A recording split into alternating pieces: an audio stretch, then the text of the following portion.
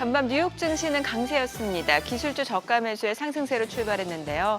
미국과 이란의 종전 협상 진전 기대감으로 오름폭을 빠르게 키워나갔습니다. 나스닥은 2% 넘게 상승했습니다. 네, 결정적인 영향을 미친 건 트럼프 대통령이었습니다. 역대급 타코일지 또 이번에도 속는 것인지는 모르겠는데요. 갑자기 공습 계획을 취소한다고 합니다. 이란과 종전 합의가 사실상 타결됐다는 점을 이유로 들었습니다. 트럼프 대통령은 양측 협상이 최종 조율 단계에 이르렀다며 주말에 유럽에서 서명식이 이뤄질 것이라고 주장했습니다. 다만 최종 합의가 이뤄질 때까지는 대이란 해상 공세 조치를 유지하겠다는 입장도 함께 내놨습니다. 이란 측 반응은 다소 신중합니다. 반관영 파르스 통신은 어떤 합의 문안도 공식 승인된 바 없다고 보도했는데요. 그러면서도 트럼프 대통령이 이란의 추가 요구사항을 기존의 추가 요구사항을 철회한 만큼 합의 가능성이 크다고 전했습니다. 일단 최종 합의 여부는 조금 더 지켜봐야 되겠습니다. 뉴욕 증시가 상승 랠리를 펼친 가운데 시장의 관심은 이제 스페이스 X로 향했습니다. 글로벌 수급에 어떤 영향을 미칠지 또 국내 증시에서 주목해야 할 수혜 종목은 무엇인지 잠시 후 자세히 알아보겠습니다. 또 더 많은 국내 주식 정보 받아보실 분들은 카카오톡 채널 머니랩 추가하시기 바라고요. 모든 투자 판단의 책임은 투자자분들께 있다는 점 알려드립니다. 그럼 글로벌 증시 상황부터 정리해볼까요? 최주연 아나운서 소식 전해주시죠. 트럼프 미국 대통령의 종전 합의 시사에 투자 심리가 완전히 살아났습니다. 간밤 트럼프 대통령이 이란에 대한 공습을 취소했다면서 종전 합의가 사실상 타결됐음을 시사했는데요. 예상을 웃돈 생산자 물가지수 PPI에도 지정학적 리스크가 해소될 수 있다는 기대감 속에 간밤 유가부터 금리는 모두 하락했습니다. 특히 오늘은 반도체적 고점론에 대한 반박이 재개되고 또 스페이스X IPO 열기까지 더해지면서 기술주를 중심으로 매수세가 다시 살아났는데요. 한동안 나온 이 기술주 조정이 이제 마무리 국면에 접어들었을지 기대가 됩니다. 그럼 오늘장 마감상 보면 다우지수가 1.86%, S&P 500 지수가 1.75% 올라갔고요. 나스닥 지수가 2.54% 급등했습니다. 장 초반 보합권에서 움직이던 국제유가는 트럼프 대통령의 발언 이후 즉각적으로 하락했습니다.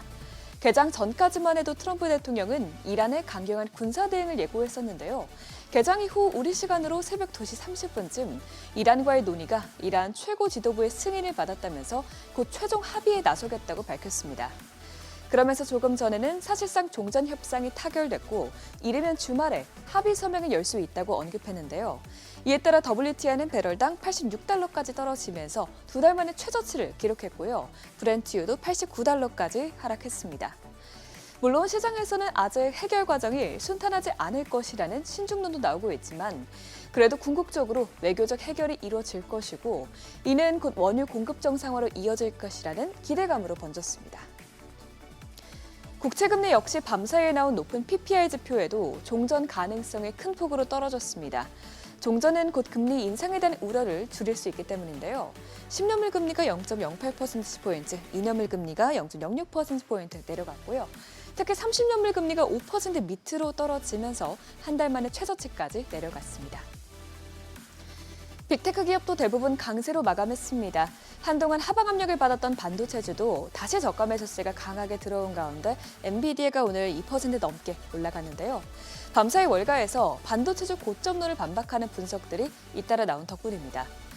모건 스탠리는 최근의 메모리 주식 조정은 건강한 리셋에 불과하며 메모리 사이클의 고점이 최소 몇 분기 뒤로 더 밀릴 가능성이 있다고 말했고요.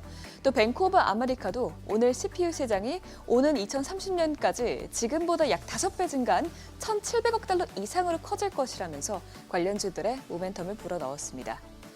이외에도 애플은 WWDC 이후 며칠간의 조정이 나온 이후 오늘은 1.39% 올라갔고요. 아마존도 종전에 대한 기대감 속에 1.47% 뛰었습니다.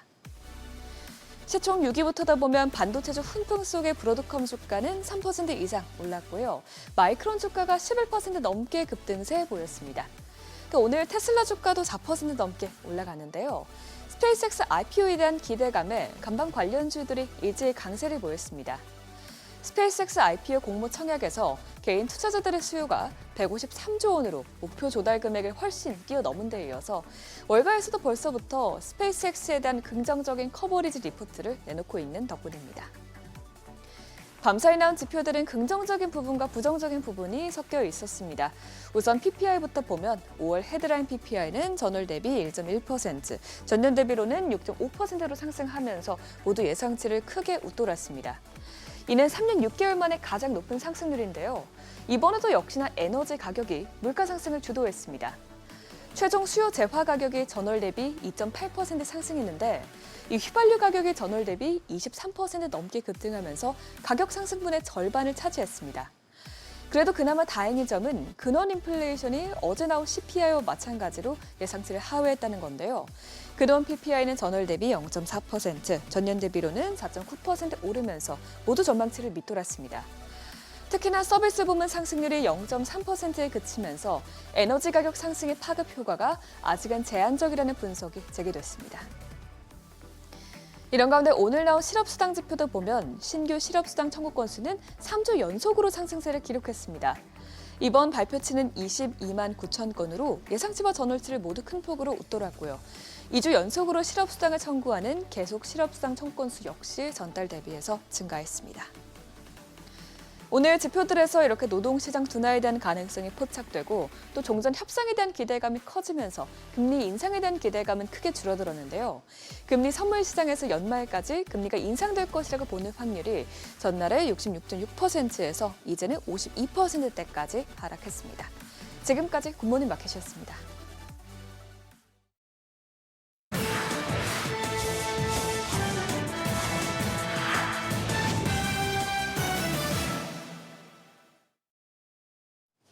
외신이 주목한 주요 이슈들 짚어보겠습니다. 온 시장이 주목하고 있는 스페이스X의 상장이 코앞으로 다가왔습니다. 최대어라는 수식어만큼이나 벌써부터 여러 기록들이 쏟아져 나오고 있는데요. 월가 큰 손들도 흥행열차에 올라타기 위해 줄을 서고 있습니다. 그중에서도 세계 최대 자산 운용사인 블랙록이 가장 적극적으로 움직이고 있는데 이번 기업 공개에 최소 50억 달러, 우리 돈 8조 원에 육박한 주문을 넣은 걸로 전해졌습니다. 블랙록 단 한 곳이 베팅한 금액이 앞서 상장에 나서 대박을 터뜨렸다 한 세브라스의 전체 조달액과 맞먹는 셈인데 더 놀라운 건 다른 대형 자산 운용사들도 비슷한 규모의 주문을 앞다퉈 넣었습니다. 개인 투자자 수요도 폭발적입니다. 자그마치 1,000억 달러를 넘길 만큼 주문이 쏟아졌는데 입소스가 진행한 여론조사에선 미국인의 80% 이상이 스페이스X를 알고 있다 답했고 응답자 3명 중 1명은 주식을 매수할 의향이 있다 답할 만큼 전례 없는 스포트라이트를 받고 있습니다. 그런가 하면 월가에서 스페이스X의 첫 리서치 커버리지가 게시돼 눈길을 끌고 있습니다. 오펜하이머가 스타트를 끊었는데요. 아웃퍼폼 투자 의견과 함께 목표 주가를 190달러로 제시했습니다. 공모가와 비교해 40% 이상의 상승 여력을 점친 건데 향후 1, 2년 내로 회사의 몸값이 2조 5천억 달러를 찍을 걸로 예상했습니다. 그러면서 스페이스X는 필요한 자본과 데이터뿐만 아니라 대규모 언어 모델의 하드웨어, 엔지니어링 인재까지 전부 갖춘 유일한 수직 계열화 AI 기업이다 평가했는데 무엇보다 한 지붕 아래 들어간 xAI가 시간이 지날수록 회사에 가장 큰 기여를 하게 될 것으로 전망하기도 했습니다. 반도체 업계 소식도 살펴보죠. 삼성전자가 큰 손고객을 물었습니다. 구글의 차세대 AI 칩 생산 일부를 맡게 될 걸로 보이는데요. 메인 프로세서는 TSMC가 고대역폭 메모리를 연결하는 핵심 부품인 입출력 따위는 삼성이 2나노 공정으로 생산하는 방안이 유력해 보입니다. 삼성의 메모리 사업부가 HBM을 공급하고 파운드리 사업부가 IO 다이를 찍어낸 뒤에 이를 메인 프로세서와 조립하는 첨단 패키징까지 처리하게 될 가능성도 제기되고 있습니다. 아픈 손가락으로 꼽히던 파운드리지만 최근 테슬라를 비롯해 엔비디아와도 손에 잡을 만큼 연이어 대형 계약을 따냈고 만약 이번 계약까지 성사된다면 완벽한 턴어라운드의 신호탄이 될 수 있지 않을까 기대가 몰립니다. 올해 기업 공개 빅3 중 마지막 주자로 나선 오픈AI 소식도 보죠. 마음이 상당히 급합니다. 우물쭈물한 사이 경쟁사인 엔스로픽이 몸값이며 상장 스케줄까지 전부 앞서 나가자 회사의 재무 체력에 의문부호가 따라붙고 있는 상황에도 가격 인하 카드를 만지작거리고 있습니다. 과금 기준으로 사용되는 토큰 요금을 대폭 내리는 방안을 저울질하고 있고요. 엔스로픽의 클로드 코드를 따라잡기 위해 1등 공신인 챗GPT도 대수술에 들어갈 만큼 빼앗긴 기업 고객들의 마음을 돌리기 위해 고군분투하고 있습니다. 트럼프 행정부가 들어서고 나서 전략산업 쇼핑에 여념없죠. 반도체부터 양자 컴퓨팅까지 분야도 다양한데 뜨거운 감자인 인공지능도 놓칠 리 없습니다. AI 기업들이 벌어들인 부를 국민과 공유하자는 의지를 거듭 밝혔는데 트럼프 대통령은 가까운 시일 내에 이들 기업과 만나 잠재적 협력 방안을 논의할 예정이다 밝혔습니다. 구체적으로 국부펀드와 유사한 형태의 공공자산 펀드를 조성하는 방안 등이 거론되고 있는데 진짜 목적은 정부가 이들 기업의 지분을 확보하려는 의도라는 분석들 나오고 있습니다. 앞서 샘 올트먼 역시도 백악관이 정부의 오픈 AI 지분 보유 방안을 놓고 장기간 협의를 진행 중이다 밝혔는데요. 지난해부터 관련 논의가 이어져 왔고 올트먼이 직접 이 같은 아이디어를 제안했다는 점에서 눈길을 끌고 있는데 시장에선 기대와 우려가 동시에 나오고 있습니다. 마지막으로 과징금 폭탄을 맞은 쿠팡 소식까지 보죠. 한국 정부가 역대 최대 규모의 과징금을 부과하자 외신들도 이 소식을 긴급 타전했습니다. 법적으로는 미국 기업으로 분류되는 만큼 미국 정계와 투자자들은 이번 조사와 제재를 예의주시해왔는데 철퇴를 맞았다는 소식에 파이낸셜 타임즈는 이번 처분이 미국과의 외교적 갈등으로 이어질 위험이 크다 분석했습니다. 미국 정부가 외국 정부의 규제 조치를 비관세 무역 장벽으로 간주하는 경향이 강해지고 있다면서 이번 사태가 미국 기업을 규제할 때 직면하게 되는 통상 리스크를 여실히 보여준다 짚었고요. AFP 역시 쿠팡 이슈가 한미 고위급 안보회담의 기류에도 영향을 미쳤다 전하는가 하면 악시오스는 실리콘밸리 투자사들이 한국 정부를 상대로 한 한미 자유무역 협정에 근거한 중재 절차를 추진 중이다. 투자자뿐 아니라 국가적 분쟁으로 확산될 수 있음을 보여주는 사례로 평가했습니다. 지금까지 글로벌 비즈였습니다.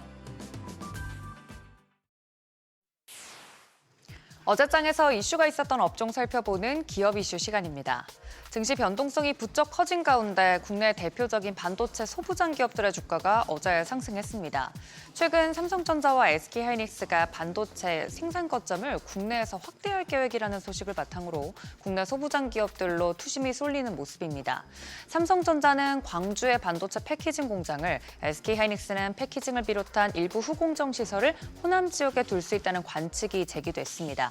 반도체 제조사의 국내 시설 투자가 늘면 장비 도입에 따라 관련 기업들의 실적이 자연스럽게 증가될 전망인데요. 어제 기대감을 안고 올랐던 반도체 장비주들 대표적인 종목들 살펴봅니다. 주성 엔지니어링이 23%대 급등, 원익 IPS도 20%대 상승했고 하나 마이크론까지 13%대 오르는 등 어제 전반적으로 반도체 소부장 종목들 흐름이 좋았습니다. 주요 엔터테인먼트 기업들의 주가가 역사적 저점을 통과했다는 인식과 함께 하반기 실적 턴어라운드 기대감이 맞물리며 상승했습니다. 대표적인 엔터 4사의 주가는 올해 초부터 주요 아티스트들의 활동 공백과 대내외적 리스크가 겹치면서 장기간 하락세를 이어왔습니다. 증권업계에서는 그간 주가를 짓눌렀던 악재들이 선반영됐고 현재 주가 수준이 역사적 하단에 위치해 밸류에이션 매력이 커졌다고 분석하고 있습니다. 여기에 올해 하반기부터 본격화될 주요 라인업의 컴백과 글로벌 투어 재개 소식이 투자 심리를 되살렸다는 평가입니다. 어제 올랐던 엔터테인먼트 관련주들 살펴봅니다. SME 대장주로 가장 큰 폭으로 올랐고 21%대 급등 마감했습니다. 뒤이어서 YG 엔터테인먼트도 10%대 상승, 하이브도 6.34% 올랐으며 JYP 엔터까지 5.9%대 상승으로 마감했습니다. 2026 북중미 월드컵이 막을 올린 가운데 월드컵 특수에 따른 소비진자 기대감이 반영되면서 어제 닭고기와 주류 관련된 종목들이 들썩였습니다. 북중미 월드컵이 현지 시간으로 11일 개막하면서 실적 개선 기대감이 유입된 영향으로 보이는데요. 다만 저녁 시간대의 이른바 치맥 특수는 기대하기 어렵다는 우려도 나오고 있습니다. 이번 월드컵 경기는 전반적으로 한국 시간 기준 오전 1시에서 오후 1시 사이에 펼쳐집니다. 특히 한국 대표팀의 조별리그 경기가 모두 평일 오전 10시에서 11시 시간대에 잡혀있는 만큼 이 점은 참고하시면 좋겠고요. 어제 월드컵 특수 기대감에 움직였던 종목들 마니커 FNG 상한가로 마감이 됐습니다. 뒤이어서 체리브로도 8.4%, 하림도 3.6%대 상승으로 마감했습니다. 미국과 이란을 둘러싼 갈등이 다시 고조되면서 해운주가 강세 보였습니다. 시장에서는 지정학적 리스크가 해상 운임 상승 기대를 자극하면서 해운주의 매수세가 몰린 것으로 보고 있습니다. 특히 중동 지역 긴장감이 커지면서 원유 운반선과 벌크선, 컨테이너선 등 해운 전반의 운항 비용과 운임 변동성이 확대될 가능성이 커졌는데요. 미국과 이란이 무력 공방을 재개하면서 중동 지역의 긴장감이 높아지면서 어제 상승했던 해운주들 살펴봅니다. 살펴봅니다. 어제장에서는 STX 그린로직스가 해당 이슈로 상한가로 직행하는 모습이었고 HMM이 2.56%, KSS 해운까지 0.10%대 오르는 등 해운주들 전반적으로 상승세 보였습니다. 지금까지 기업 이슈 전해드렸습니다.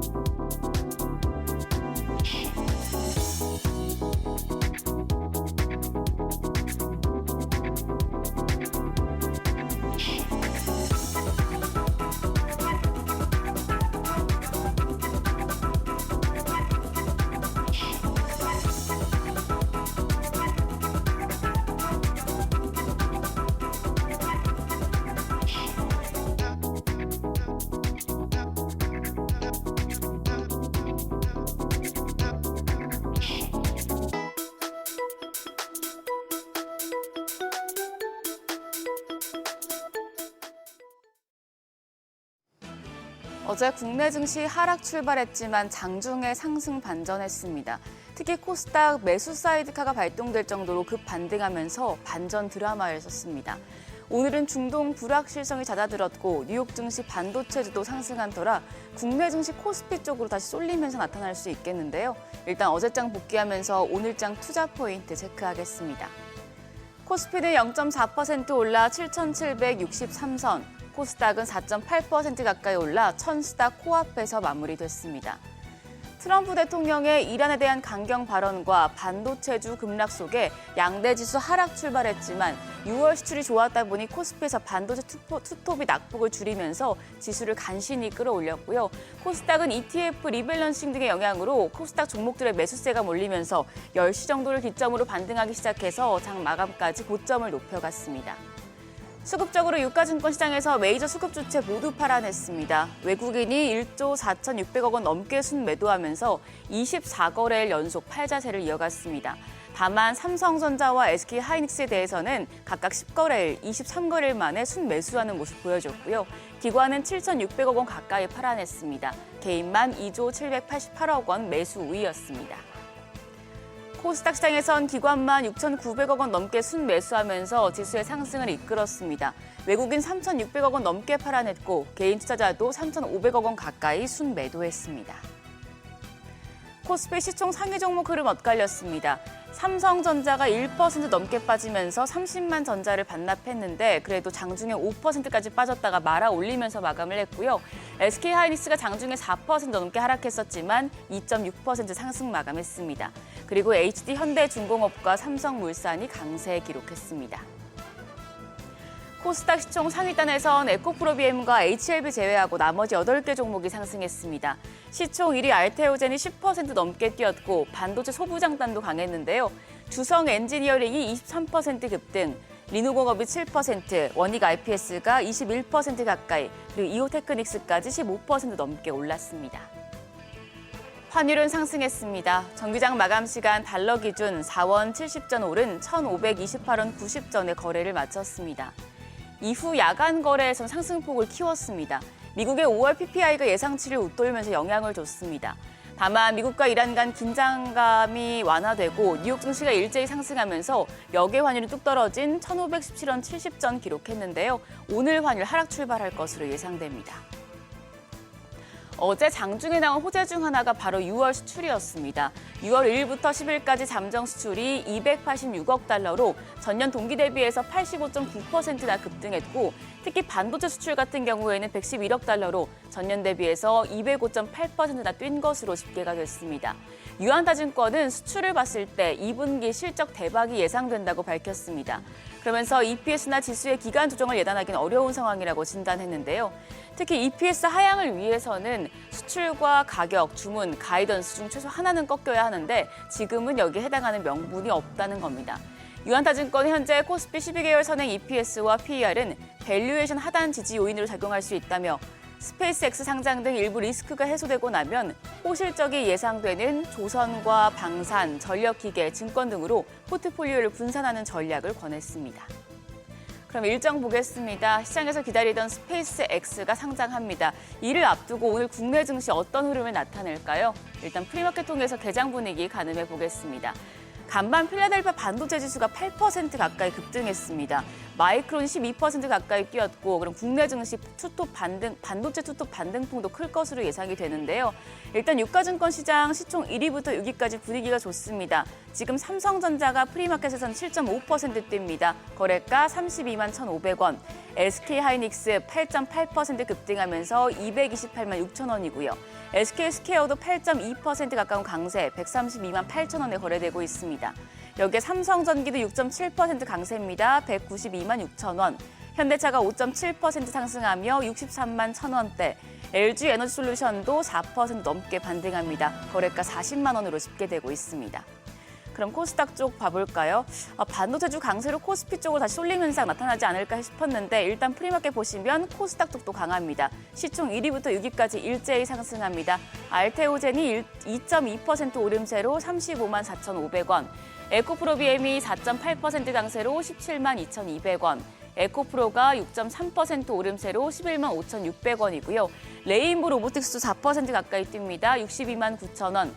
리노공업이 5.6% 추가적으로 상승하면서 10만 5,400원에 거래되고 있고, 원익 IPS가 지금 큰 폭의 강세 보여주고 있습니다. 18% 급등하며 거래가 16만 6,400원입니다.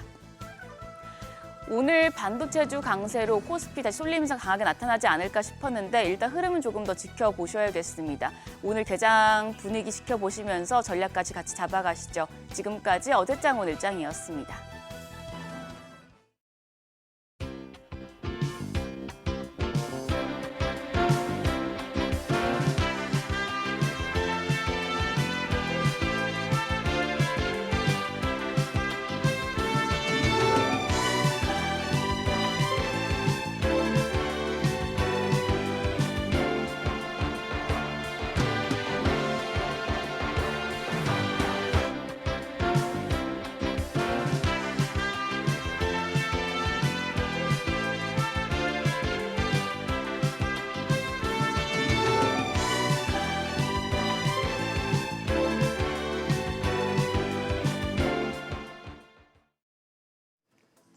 서학개미 브리핑입니다.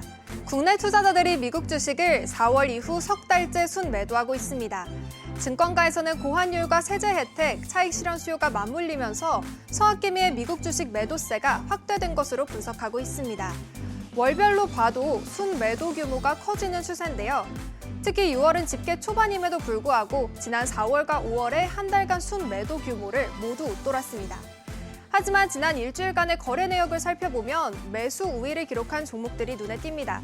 특히 SOXL에 21억 달러의 대규모 매수세가 유입됐습니다. 필라델피아 반도체 지수는 간밤 8% 가까이 급등하기 전까지 최근 5거래일 중 4거래일 하락세를 이어갔는데요. 서학개미들은 이를 매수 기회로 삼고 강하게 베팅한 것으로 풀이됩니다. 보시면 SOXL, 마이크론 그리고 마벨 테크놀로지에는 매수세가 유입된 반면 기존 서학개미들의 선택을 받아왔던 종목들인 엔비디아, 인텔, 테슬라, 알파벳, 팔란티어, 샌디스크에는 대규모 차익 실현 물량이 쏟아졌습니다. 미국 시장 전체를 사기보다는 핵심 성장 테마로 투자처를 압축하고 있다는 것을 알 수 있습니다. 단독 종목 중 가장 눈에 띄는 건 4위 마벨 테크놀로지입니다. 매수 규모가 매도의 3배 수준으로 집계됐는데요. AI 데이터 센터 투자 열풍이 메모리 반도체를 넘어서 네트워킹 장비와 맞춤형 반도체로 번질 수 있다는 외신 분석이 나오고 있습니다. 더불어 마벨은 오는 22일 S&P 500 편입을 앞두고 있어서 추가 상승을 기대한 서학개미들이 적극적으로 담은 것으로 풀이됩니다. 마지막으로 5위 코르에도 강한 매수세가 들어왔습니다. 최근 국내외 증시가 변동성을 키우자 서학개미들은 시장을 가리지 않고 롤러코스터 장세를 오히려 적극적인 매수 기회로 활용하고 있습니다. 이어서 뉴욕 증시에서 주목받은 종목 리포트도 살펴볼까요? 시장에 관심이 쏠리고 있는 스페이스 X 관련 리포트입니다. 역사적인 상장을 앞두고 월가 최초로 낸 정식 보고서인데요. 자세히 살펴보도록 하겠습니다. 뉴스트리트 리서치는 상장 예정 가격인 135달러보다 약 22% 높은 165달러를 목표 주가로 제시하면서 강한 매수 의견을 던졌습니다.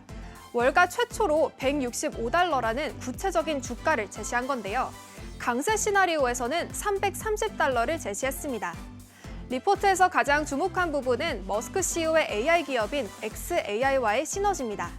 오픈AI나 엔트로픽 같은 경쟁사들은 지상 데이터 센터나 다른 기업의 클라우드에 의존하지만 스페이스X는 로켓, 스타링크 그리고 향후 구축될 우주 궤도 데이터 센터를 모두 직접 통제한다는 점을 짚었습니다. 이 구조적 우위 때문에 다른 AI 기업들보다 최소 60% 이상의 몸값을 더 줘야 한다고 평가했습니다. 간밤 인텔 주가가 큰 폭으로 뛰었습니다. 뱅크 오브 아메리카에서 월가에서 보기 드문 투자 의견 2단계 상향 조정 리포트를 내놓은 영향인데요. 해당 보고서 자세히 살펴보시죠. 뱅크 오브 아메리카는 인텔에 대한 투자 의견 언더퍼폼에서 매수로 2단계 상향 조정하고 목표 주가는 기존 $96에서 $135로 높여 잡았습니다. 2030년 서버 CPU 시장 규모가 1,700억 달러로 성장할 것이며 인텔이 시장의 25%를 장악해 관련 매출만 400억 달러를 넘어설 것으로 전망했습니다. 또한 주요 기관들의 인텔 보유 비중이 16%로 워낙 낮기 때문에 앞으로 추가 매수에 나설 가능성이 크다고 평가했습니다. 마지막으로 어제 실적 발표한 오라클에 대한 월가의 평가도 살펴보시죠. 번스타인에서 내놓은 리포트입니다. 번스타인은 오라클의 전체 클라우드 매출은 기대치에 살짝 못 미쳤지만 클라우드 인프라 부문은 시장 예상치를 확실하게 뛰어넘었다고 설명했습니다. 시장이 가장 우려하는 부분인 2027 회계연도의 추가 자금 조달 계획에 대해서는 이 투자금 중 상당수가 이미 고객들이 선결제한 자금과 공급망 관리로 해결된다는 점을 짚었습니다. 또한 2028 회계연도 이후에는 추가 자금 조달 필요성이 거의 없을 것이라고 분석했습니다. 이에 오라클의 목표 주가를 $325로 오히려 올려 잡았습니다. 지금까지 종목 리포트 전해드렸습니다.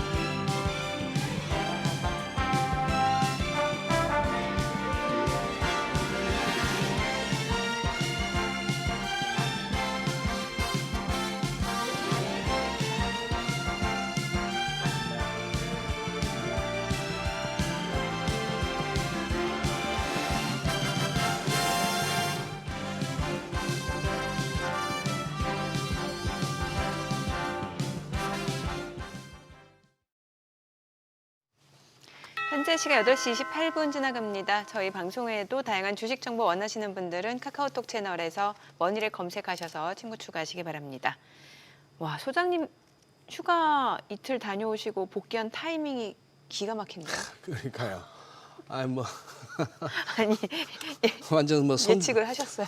손주 바보가 돼갖고 하루 종일 뭐 그러면서 뭐 다니다가 시세만 중간중간 봤는데 웬 난리통이었어요. 이틀 동안. 그러니까요. 근데 이게 딱 복귀하시는 날 기가 막히게. 이제 막 날아갈 일만 남은 것 같은데 아닌가? 아니야 이런 말 하면 안 돼. 이런 말 하면 안 돼, 그죠? 네. 예. 많은 분들이 좋아하실 것 같아요. 그러니까요. 근데 오늘은 심상치 않아 보입니다. 야간 선물도 그렇고 프리장도 그렇고 기술적으로도 보니까 딱딱 이렇게 돌아설 만한 데서 그 이제 소위 말하는 그 요거 5일선이 20일선 딱 찍고 한번 튀자하는 그런 대목의 지수나 종목들이 많아가지고 네. 기대가 되는 하루입니다. 예. 그래요. 자, 오늘 함께할 분 네. 모셔보겠습니다. S플러스 자산운용 고태훈 본부장님 함께합니다. 어서 오세요. 어서 오세요. 안녕하십니까. 고 본부장님. 한 달 만에 나오셨나요? 예, 한 달 정도 됐습니다. 이제. 조금 살이 붙으셨네. 네, 뭐 그냥 유지만 하고 유지만 있어요. 하고 계시다. 더 보기 좋아요. 예, 많이 뽀얘지셨어요. 처음 출연하셨을 때보다. 지금 어떻게 아직도 엄청난 변동성 장세를 겪고 있는 중이고, 네. 뭐 트럼프 대통령이 이란 관련한 그 내용들도 뭐 지금 봐서는 이번 것까지 또 없던 일이 되고 또 다시 뭐 때리니 마네 하면은 정말 이제 실망스러워질 것 같은데 거의 어떻게 막바지에 도달했다고 보십니까? 조정 국면이. 예, 뭐 사실 지금 이란 전쟁과 관련된 이슈들은 시장에 크게 반영된다라고 하기가 좀 어렵잖아요. 오히려 지금 그렇게 물가 보시구나. 지수나 네. CPI나 펀더멘탈한 영향들을 훨씬 더 크게 주고 있기 때문에 근데 어제 밤중에 장중에 이 흐름 보니까 트럼프 대통령이 이제 곧 이란하고 이제 서명만 남았다 이러니까 모든 것들이 갑자기 탁탁탁탁 다 튀던데. 아, 그죠. 그거는 이제 아무래도 유가 영향이 유가. 있다 보니까 그건 부정할 수는 없는 것 같습니다. 결국 그 물가 상승에도 유가의 영향이 굉장히 큰 부분 중에 하나이기 때문에 유가를 어느 정도 지금 이란 전쟁이 완화되면서 좀 잡게 된다면 충분히 그거는 좋게 반영할 만한 요소이긴 한데 뭐 트럼프 대통령도 계속 결국엔 협상 쪽으로 가려고 계속 방향성을 하고 있는 거니까 뭐 시장이 갑작스럽게 또 반대 방향으로 갔을 때 실망은 할 수 있겠지만 계속 그 방향으로 갈 거다, 부정적인 방향으로 갈 거다라고 예상하지는 않고 있어가지고 뭐 그렇게 부정적으로 볼 건 아닌 것 같은데 이제 어느 정도 많은 것들이 좀 해소되는 부분들이 좀 있는 것 같습니다. 이제 다만 근데 6월 달로 지금 들어와 있잖아요. 네. 6월 달 동안 사실 실적 발표가 없거든요. 그러니까 펀더멘탈한 이슈가 별로 없다 보니까 변동성은 사실은 어느 정도 있을 수밖에 없다. 매크로 환경에 따라서. 근데 지금 나오고 있는 뭐 지표들이 지난주까지는 좀 우려 섞인 지표들이 좀 많았었는데 뭐 PPI나 이런 부분들은 그렇게 문제 없이 나왔으니까 그렇게 뭐 걱정할 만한 상황은 아닌 것 같습니다. 아니 그러면 이제 지정학적 리스크는 어느 정도 좀 해소됐다라고 볼 수도 있을 것 같지만 또 사실 주말 사이에 또 그러니까. 이게 합의를 또 해줘야 그렇죠. 이게 예. 뭔가 왜냐면 지나고 나서도 이제 시장은 상승 추세를 하더라도 변동성 계속해서 큰 구간이 이어질 수 있다는 분석은 여전히 많은 것 같거든요. 네네네. 예. 그러니까 결국 변동성을 뚫고 가려면 그 1분기에 보여줬던 거는 반도체가 이 국면을 뚫을 수 있다. 네네. 충분하게 매출 성장을 만들어내는 거라는 확신을 줬고 그게 한 단계 지수 레벨을 높여주는 요인이었는데 다시 한번 7월 달에 들어가면서 펀더멘탈한 것들이 다시 나와줘야겠죠. 그러니까 이런 상황들을 결국 뚫고 갈 수 있는 건 기업의 실적이기 때문에 그걸 보여주는 실적이 7월 달에 다시 나온다면 분명히 다시 뚫고 올라갈 거라고 생각을 하는 거고요. 변동성을 좀 길게 지금 시장에서 보는 이유도 사실 그 실적에 대한 불안감들이 계속 있으니까 예. 그게 좀 중요한 것 같습니다. 근데 이게 7월 말, 8월 초 이런 때 실적이 좀 나오다 보니까 그때까지는 정확한 지표라고 하긴 어려운 것들이 계속 왔다 갔다 하는 거라서 그게 좀 불안감을 주는 것 같습니다. 하도 이제 트럼프 대통령이 뭐 말이 자꾸 왔다 갔다 하다 보니까 심지어 어디까지 의심하는가 하면은 사람들 중에 이거 월드컵 개막일에 맞춰가지고 장 빠지고 이러면은 네. 뭐처럼 미국, 캐나다, 멕시코, 북중미 월드컵이라고 우리가 얘기하잖아요. 네. 이따 또 11시에 우리 또 체코하고 경기한다면서요. 예. 사실 그나마 월드컵이면 괜찮은데 지금 트럼프 대통령 생일에 맞춘다라는 생일, 얘기를 맞아요. 하고 생일에 있어가지고 맞추- 아하. 9월 14일 생일에 맞추고 맞아요. 있다 뭐 이런 얘기도 있어가지고 그거도 있네. 예, 그러니까 여러 가지 뭐 사실 트럼프 대통령이 워낙 그 반대로 이야기한 경우들이 너무 많았었기 때문에 거기다가 또 뭐 좀 중간에 티격태격은 있었지만 그래도 일론 머스크는 그래도 트럼프 대통령의 강력한 우군인데 네. 스페이스X 상장을 앞두고 이런저런 말도 많잖아요. 네. 월가 내에서도 회의적인 시각도 없지 않고 뭐 그러다 보니 이거 맞춰서 또 장 빠지고 하는 것도 뭐 막기 위해서 어쨌거나 뭐 일을 더 크게 벌리지는 않겠다 하는 네. 의지는 확인됐으니까 네네. 그래요.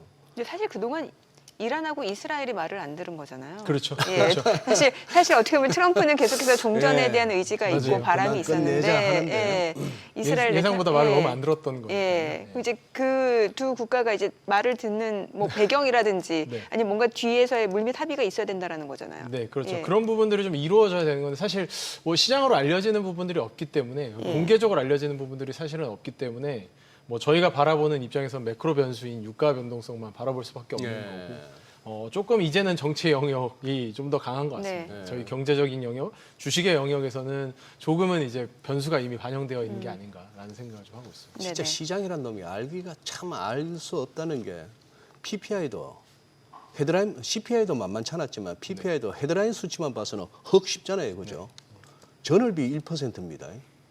그냥 근원 말고 이렇게 되면 이거는 뭐 연간 12%도 넘을 수 있다는 그런 어떤 시사점인데 그것도 그냥 무시가 되고 22가 금리를 올렸는데 미국 유럽장도 올랐어요. 네. 뭐 금리 인상하면은 정신은 떤다면서. 근데 실컷 그렇게 기억하고 있는데 막상 또 닥치니까 안 그렇고. 그러니 이게 단편적으로 그냥 1차원적으로만 반응해갖고는 이게 돈을 못 버는 시장 같아요. 여기가.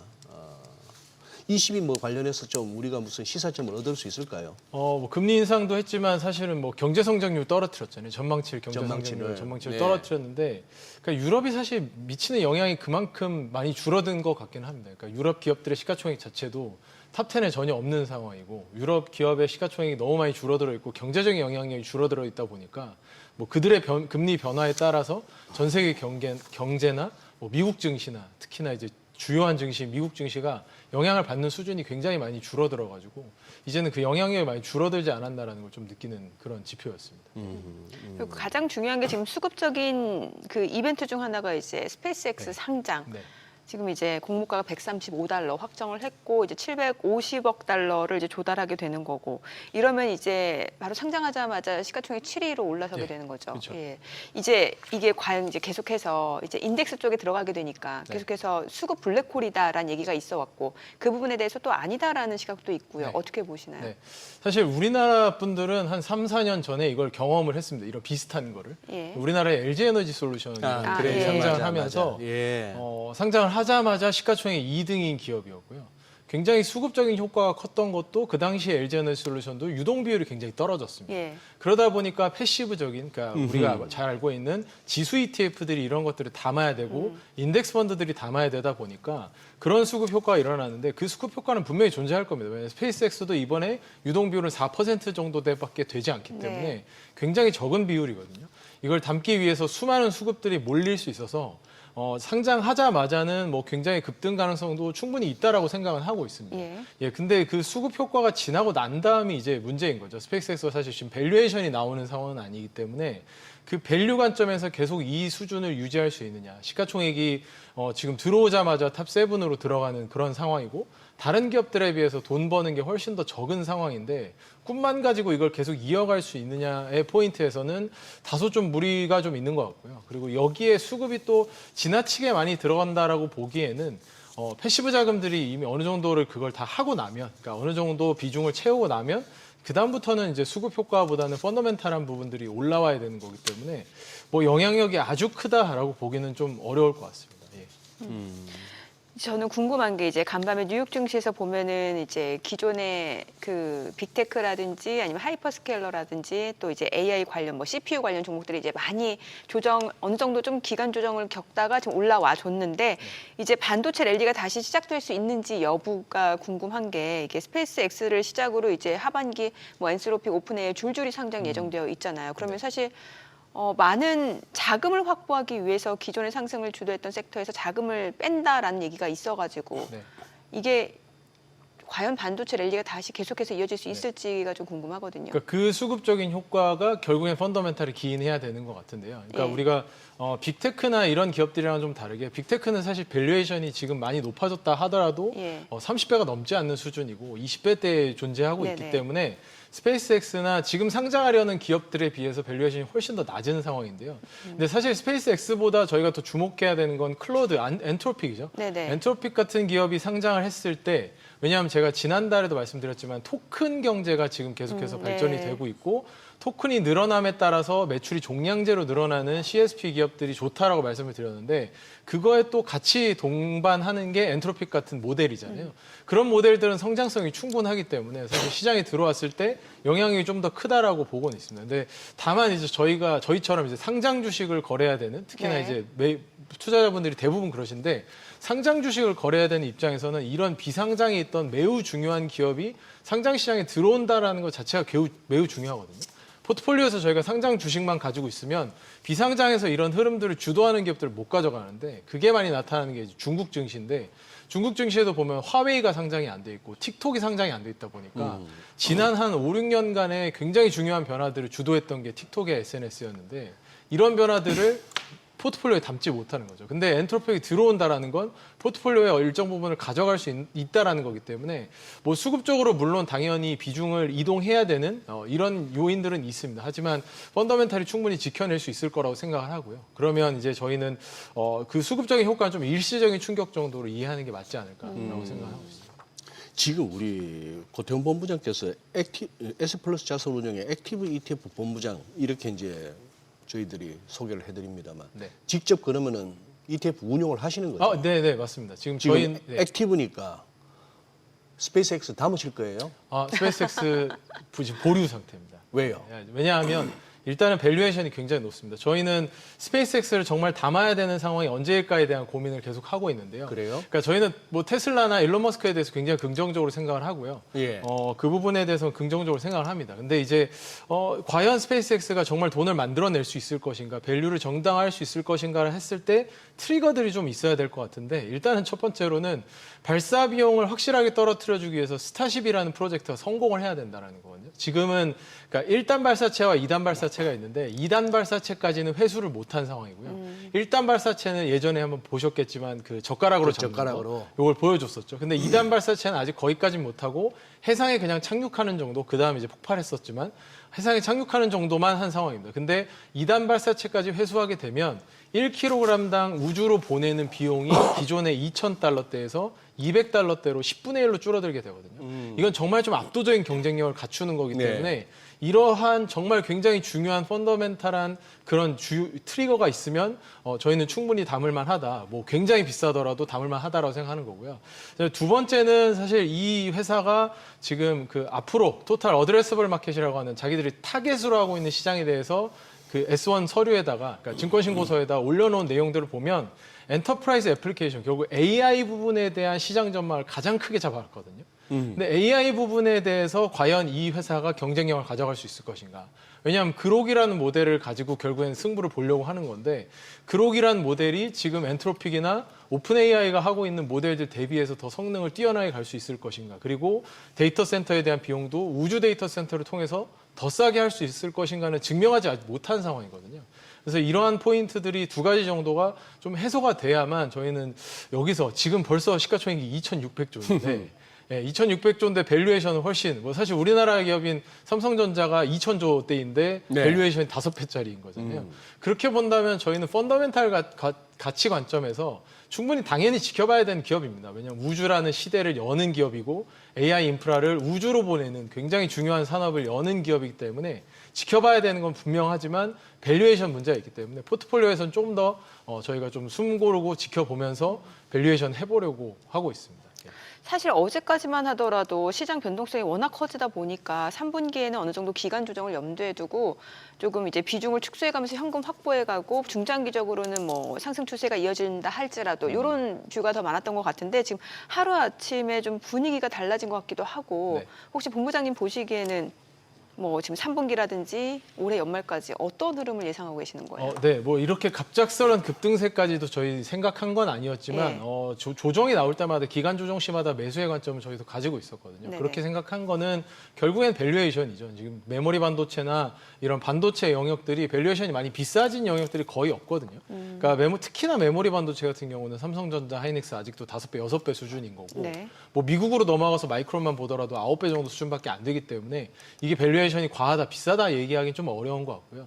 다만 이제 그 외의 영역들, 뭐 지난달에 굉장히 많이 상승을 한 게 레거시 반도체들인데 우리가 알고 있는 최선단 공정에 있는 그런 기업들이나 메모리 반도체가 아니라 후선 공정에 있는데 그 캐파 투자가 더 이루어지지 않아서 근데 이제 그 수요가 굉장히 많이 늘어나면서 좋아졌던 그런 기업들이 밸류에이션을 막 30배, 40배 이상 올라가는 그런 모습을 보여줬거든요. 거기서는 조정이 일어나는 게 맞겠지만 메인이 되는 기업들은 아직도 밸류에이션이 그렇게 높지 않기 때문에 충분히 이제 기간 조정 시에는 매수 관점으로 저희는 생각을 하고 있었고요. 근데 어제 또 급등을 하면서 예를 들어 뭐 샌디스크 같은 경우도 신고가로 다시 올라온 네네. 상황이고 그래서 지금 뭐 시장에서 급격하게 비중을 더 다시 채우자 뭐 이런 것까지는 아니지만 왜냐하면 제가 말씀드렸던 것처럼 펀더멘탈한 지표가 7월 말에나 나올 겁니다.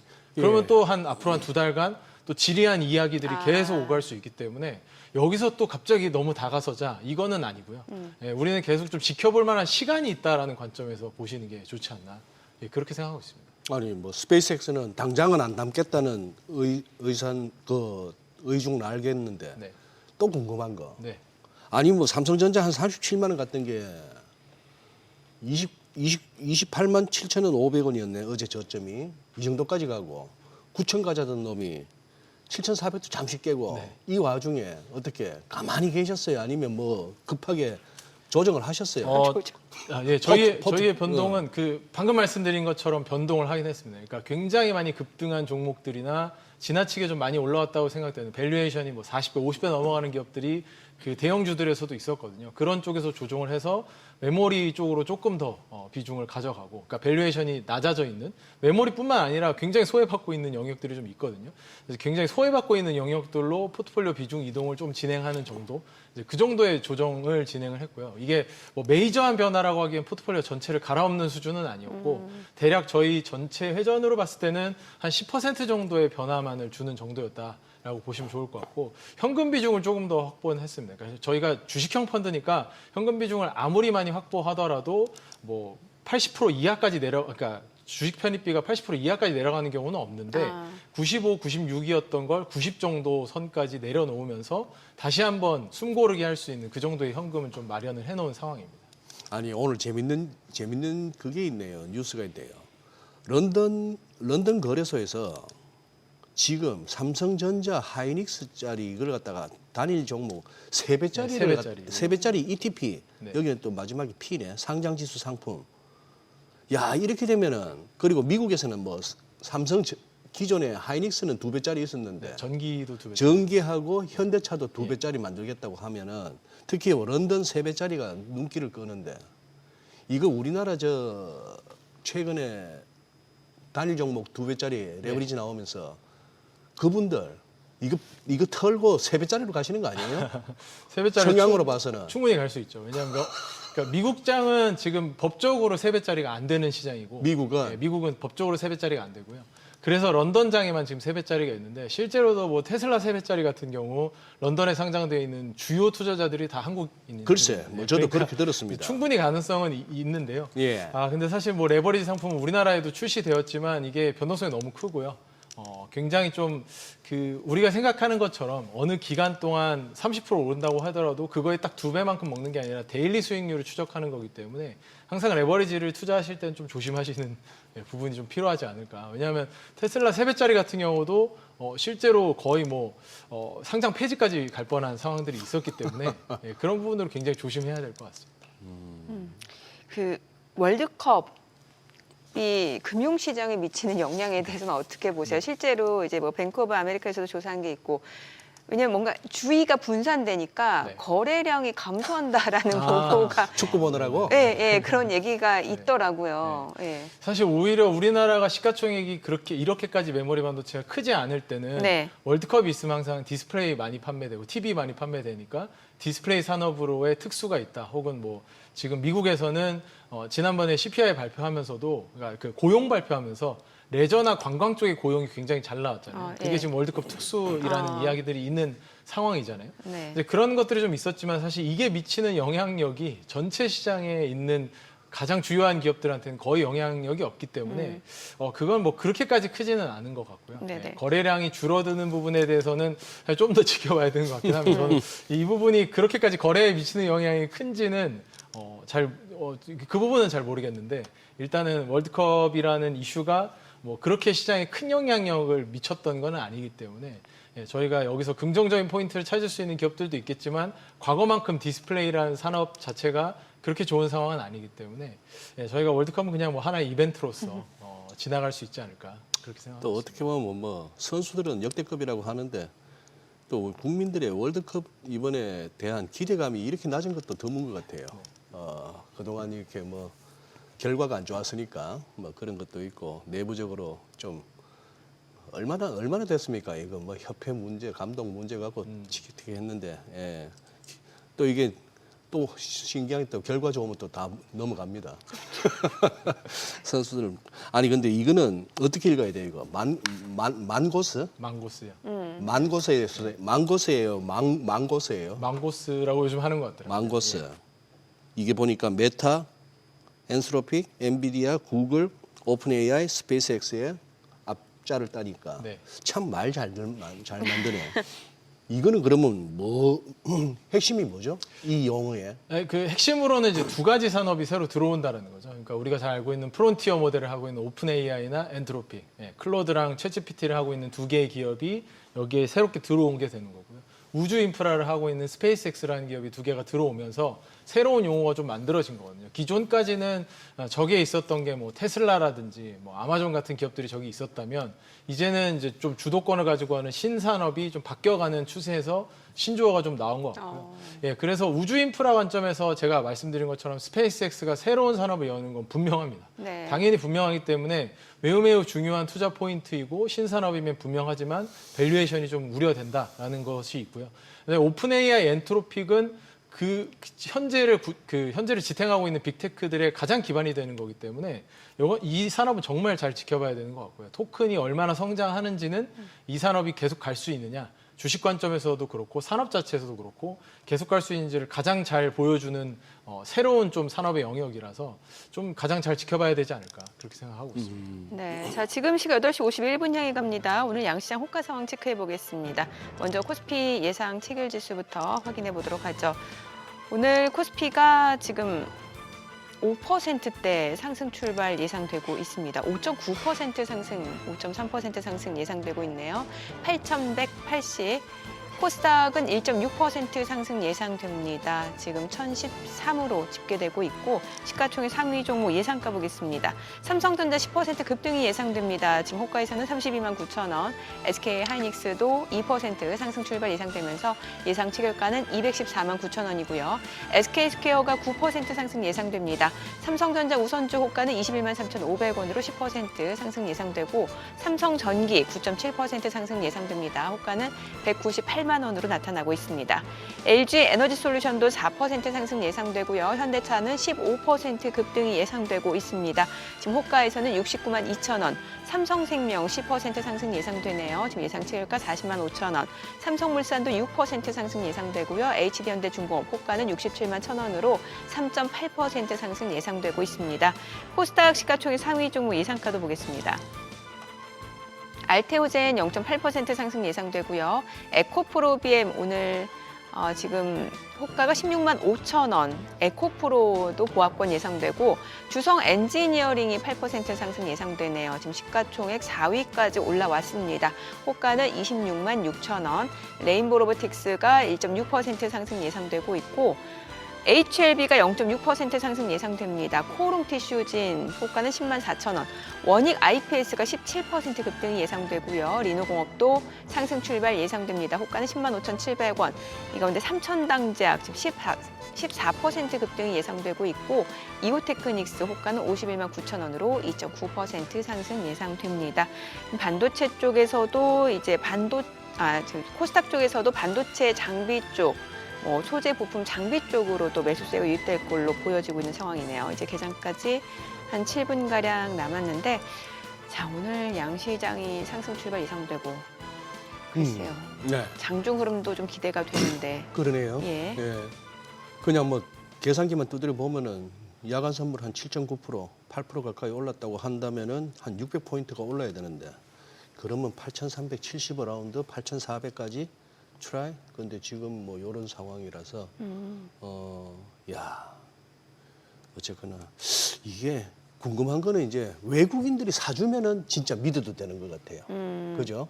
이제는 뭐 스페이스X IPO 때문에 뭐 자금 마련 위해서 이제 이런 소리 이제 하면 안 되는 거고 다 끝났고 그죠?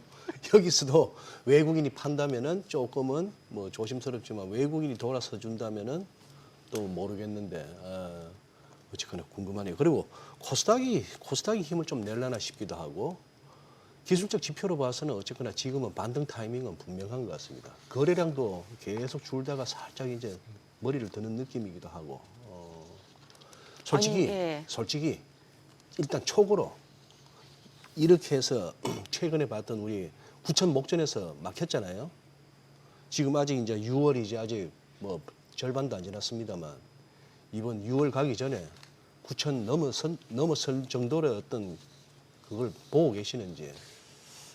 충분히 시도 자체는 할 수 있다라고는 생각은 하고 있는데요. 뭐 저희는 메모리 반도체가 너무 싸기 때문에 여기서 메모리가. 외국인이 사는 입장은 무리수는 전혀 없다고 보거든요. 왜냐하면 우리나라 들어와서 사는 것도 그러니까 사실 환율도 지금 굉장히 약세였기 때문에 네. 외국인 입장에서는 더 싸진 거죠. 그러니까 이제 우리나라 시장에 대해서 앞으로 환이 더 약세로 가지 않겠다라는 예상까지가 더 들어간다면 별 무리 없이 우리나라 시장에 충분히 들어올 만한 포인트인 것 같고요. 어제 반도체 소부장들이 다시 일어나는 상황들이 물론 ETF의 수급 효과도 분명히 있었지만 펀더멘탈한 변화가 굉장히 중요한 것 같은데 이제 어제 전자신문 1면에도 났던 그런 내용들처럼 이제 SK하이닉스나 삼성전자가 밑에 있는 소부장 기업들에 대해서 충분한 마진을 챙겨주면서 생태계를 좀 끌어가는 모습을 보여준다면 그들에게 이익이 충분히 돌아올 수 있거든요. 근데 사실 지금 소부장 기업들, 특히나 소재 기업들 같은 경우 밸류에이션이 뭐 10배 이하인 경우도 아직도 있기 때문에 충분한 가능성은 있습니다. 이들의 비즈니스 모델은 메모리가 생산되고 또 이제 시스템 반도체가 생산되는 동안 계속해서 매출이 발생하는 구조라서 안정성은 더 높은 BM임에도 불구하고 그 최대 회사인 메모리 반도체 아래에 있다 보니까 밸류에이션이 어느 정도 짓눌리는 경향이 있는데 2018년, 19년을 돌아보시면 이제 소부장들이 한창 굉장히 핫해졌을 때 일본의 소재들이 국산화된다 이러면서 핫해졌을 때 그런 이제 우리나라 소부장 기업들이 밸류에이션을 크게 끌어올렸던 적이 있는데 다시 한번 생태계를 만들면서 갈 때는 충분히 가능성을 좀 가지고 있지 않을까. 근데 이제 거기로까지 외국인들이 이제 시선을 좀 돌릴 수 있는 시장으로 가준다면 조금 더 안정적인 9,000만 트라이를 할 수 있을 것 같고요.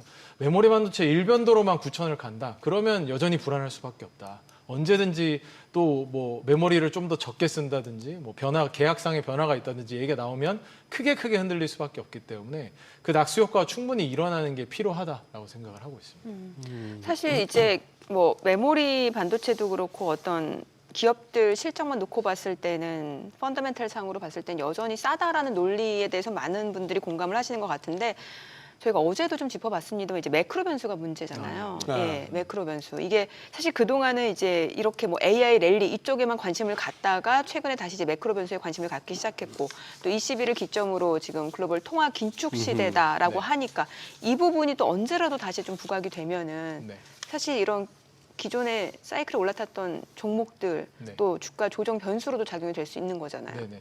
그러니까 그런 입장에서 지금 유가가 굉장히 중요한 것 같은데요. 예. 제가 2달 전쯤에 출연했을 때도 한번 말씀드렸던 것처럼 유가라는 변수가 이렇게 높은 유가가 유지돼 버리면 6개월 정도 뒤에 물가에는 영향이 더 크게 미치기 때문에 레깅해서. 네. 근데 그런 효과들이 지금 이제 그 종전을 통해서 사라진다면 충분히 그 다음에 그 기대감은 물가가 높게 나오더라도 물가는 다시 떨어질 거야라는 기대감을 줄 수 있기 때문에 그걸 그렇게 걱정할 필요는 없을 것 같은데 이 상황이 얼마나 또 계속될지는 전혀 알 수 없는 영역이니까 불안감은 계속 가져가야 되는 건 맞는 것 같습니다. 근데 이제 올해 시계로만 보면 당연히 그렇게 보는 게 맞는데 중장기적인 관점에서 저희 하우스에서 생각하는 건 계속해서 디플레이션을 오히려 걱정해야 되는 시대가 올 거라고 생각을 하고 있거든요. 그거는 디플레이션. 피지컬 AI 때문이긴 합니다. 왜냐하면 최근에 이제 뭐 피겨나 이런 데서 그 보여줬던 휴머노이드 로봇을 실제 산업에 활용하는 예시들을 보면 아마존도 마찬가지인데 계속해서 물류 비용이라든지 노동 비용을 효율화하는 로봇들을 계속 투입하고 있는 상황입니다.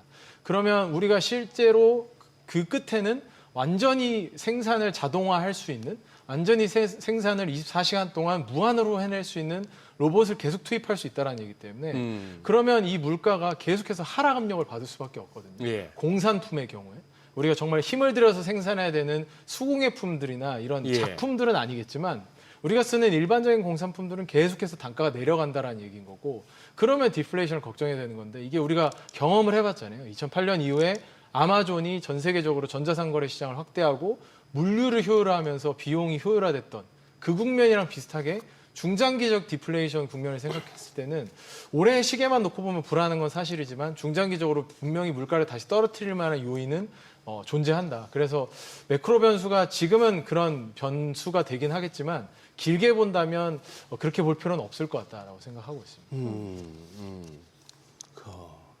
야, 진짜 아닌 게 아니라 저 고본부장님 가끔 그 고속도로 타시는지 모르겠는데 휴게소에 식당 푸드코트에 보면은 거의 주방에 한 분 정도 계세요. 그렇죠, 맞아요. 네. 뭐 라면이고 한식이 국밥이고 전부 이 뭐 컨베이어 시스템으로 해가지고 로봇이 다 돌리던데. 그러면 뭐 하죠 사람이 이제 그냥 나라에서 주는 걸로 먹고 살아야 되나? 뭐 그래서 기본소득에 대한 얘기들도 항상 하는 건데 그런 것들이 계속 효율화되면서 단가는 계속 떨어질 거라고 생각을 하기 때문에 근데 이제 이게 경제학자들이 얘기하는 디플레이션의 요소에 들어가기는 굉장히 어려울 겁니다. 이거 알아내기도 어려울 거고 후행적으로 알 수밖에 없기 때문에 후행적으로 물가가 떨어지고 난 다음에 해석하는 식으로 나올 거라서 저희는 좀 더 선제적으로 해석을 한다면 그게 충분히 가능하다라고 생각을 하고 접근하는 것이 맞지 않을까. 네, 그렇게 좀 바라보고 있습니다. 네. 네. 간밤 뉴욕 증시 트럼프 대통령의 발언 이후 시장 상승폭을 급격하게 키우는 모습이었습니다. 이란과 종전 합의 기대감이 반영이 되는 상황이었고 오늘 국내 증시도 그 부분이 영향을 미칠 것으로 보여지죠. 국내 증시 개장합니다.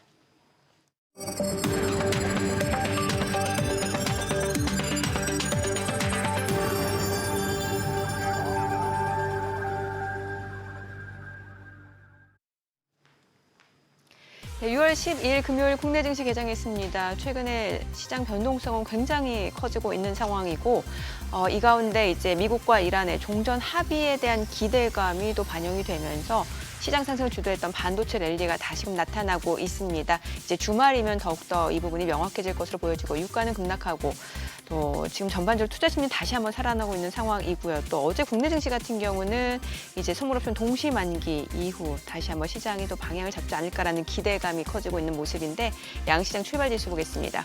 코스피가 6.4% 올라갑니다. 8,265. 코스닥은 3% 상승입니다. 1,028포인트고 시가총액 상위 종목 시초가입니다.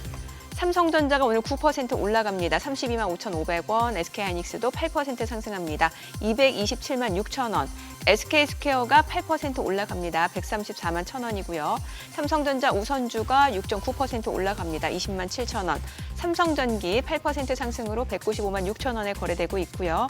LG에너지솔루션도 3% 상승 흐름 보여주고 있습니다. 현재 39만 7,500원, 현대차입니다. 5% 상승하네요. 62만 8천 원이고 삼성생명이 7% 올라갑니다. 39만 1,500원. 삼성물산도 44만 6천 원으로 8.7% 강세고요. HD현대중공업 2.9% 상승하면서 66만 7천 원에 거래되고 있습니다. 코스닥 시가총액 상위 종목 시초가도 보겠습니다. 알테오젠이 1% 상승합니다. 지금 35만 원 선, 그리고 에코프로비엠이 4%, 3.7% 상승 중이네요.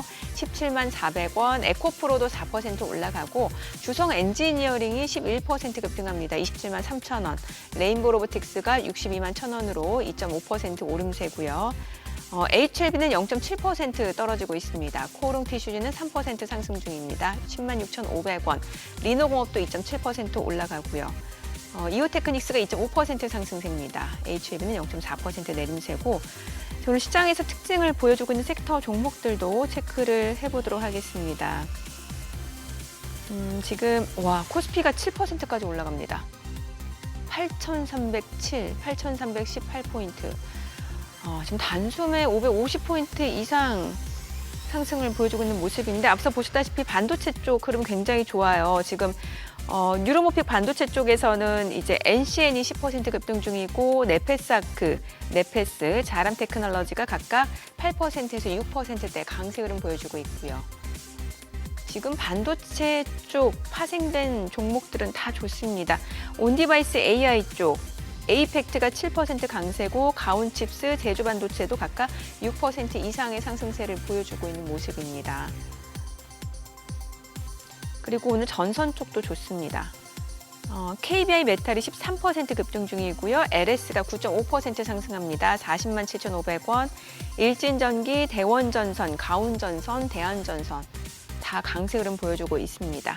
자, 그리고 건설주 오랜만에 지금 힘을 내주고 있습니다. 아무래도 미국과 이란의 종전에 대한 기대감이 반영이 되네요. 현대건설이 13% 급등합니다. 13만 9,600원. 대우건설도 두 자릿수 상승률이고요. 삼성 E&A도 13%, 11% 오름세고 DLNC, GS건설도 다 올라갑니다. 삼성물산도 44만 3,500원으로 8%대 상승세입니다. 다만 그동안 이제 기간 조정, 가격 조정을 거쳐온 만큼 또 이제 오늘 음봉이 나오는 종목들도 많을 수 있다라는 점은 염두를 두셔야 될 것 같고요. 자, 스페이스X 관련 종목도 보겠습니다. 스피어입니다. 14% 급등합니다. 4만 4천 원 선 넘어가고 있고 세트레가이도 5% 상승세고요. 캔코아 에어로스페이스도 8% 올라갑니다. 미래에셋 벤처 투자도 2.6% 올라가고 AP위성도 13,060원으로 3.7% 상승세, 미래에셋 증권도 6% 올라갑니다. 그 밖에 세아베스틸 제조, 센서뷰, HVM 모두 강세 흐름 보여주고 있습니다. 오늘 앞서 원익 IPS 14% 급등 중이네요. 지금 반도체 쪽에서도 소재 장비 부품 쪽으로 매수세가 빠르게 유입되고 있는 모습이네요. 자, 오늘 수급적으로 봤을 때 지금 전체적인 수급 상황 좀 체크해 보겠습니다. 유가증권 시장에서는 개인 투자자가 1,248억 원 순매도입니다. 지금 화면에 저희가 거래소만 집계된 걸로 확인이 되고 있는데 지금 넥스트레이드까지 합치면 지금 전체적으로 통합적으로 봤을 때는 개인은 1,248억 원 순매도, 외국인은 2,356억 원 순매도, 기관 쪽에서 지금 금융투자 연기금을 중심으로 순매수입니다. 3,223억 원 매수 우입니다. 코스닥에서는 개인 투자자가 2,618억 원 매수 우이고요. 외국인과 기관은 각각 2,413억 원, 226억 원 순매도를 나타내고 있습니다. 환율 체크하겠습니다. 달러원 환율입니다. 오늘은 정규장 대비로 10원 90전 하락하면서 1,518원에 개장이 됐습니다. 환율도 좀 많이 떨어지고 시장은 상승을 보여주네요. 네, 그렇죠. 와, 진짜 시장 변동성이 엄청납니다. 예. 아직까지는 퐁당퐁당이죠. 하루 급등, 하루 급락, 하루 급등, 하루 급락인데 뭐 이틀이나 3일 연속으로 한 방향이 나오면 그쪽이 변동성 이후에 그다음 추가 방향성 아닌가 싶은데 뭐 그거 하니까 재밌으시겠다. 뭐가요? 아니 단타하시는 분들은 진짜 재미도 있겠고 짜릿짜릿하시겠어. 우리 근데 뭐 우리 대부분의 또 오늘은 또 매수 사이드카야. 와 6분 만에.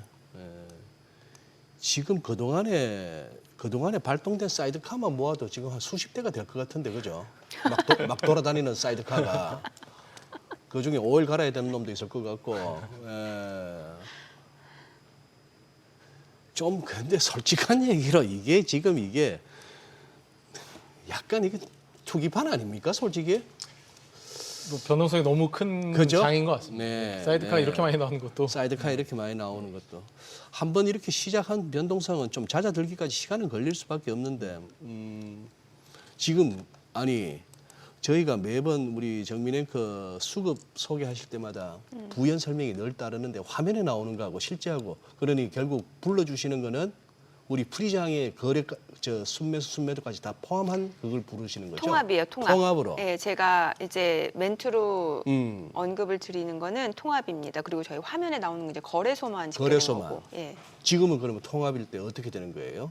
제가 체크해 볼게요. 예, 잠시만요. 외국인이 지금 사는 거예요, 파는 거예요? 지금 외국인은 팝니다. 1,984억 원 순매도, 1,983억 원 순매도고 기관 쪽에서만 순매수입니다. 기관 쪽에서만 순매수. 예, 유가증권 시장에서. 아, 예. 코스닥에서는 개인 투자자가 순매수고요. 예. 저기 여기도 옵니까? 아니 최근에 그 캐시우드도 다녀갔다면서요? 네.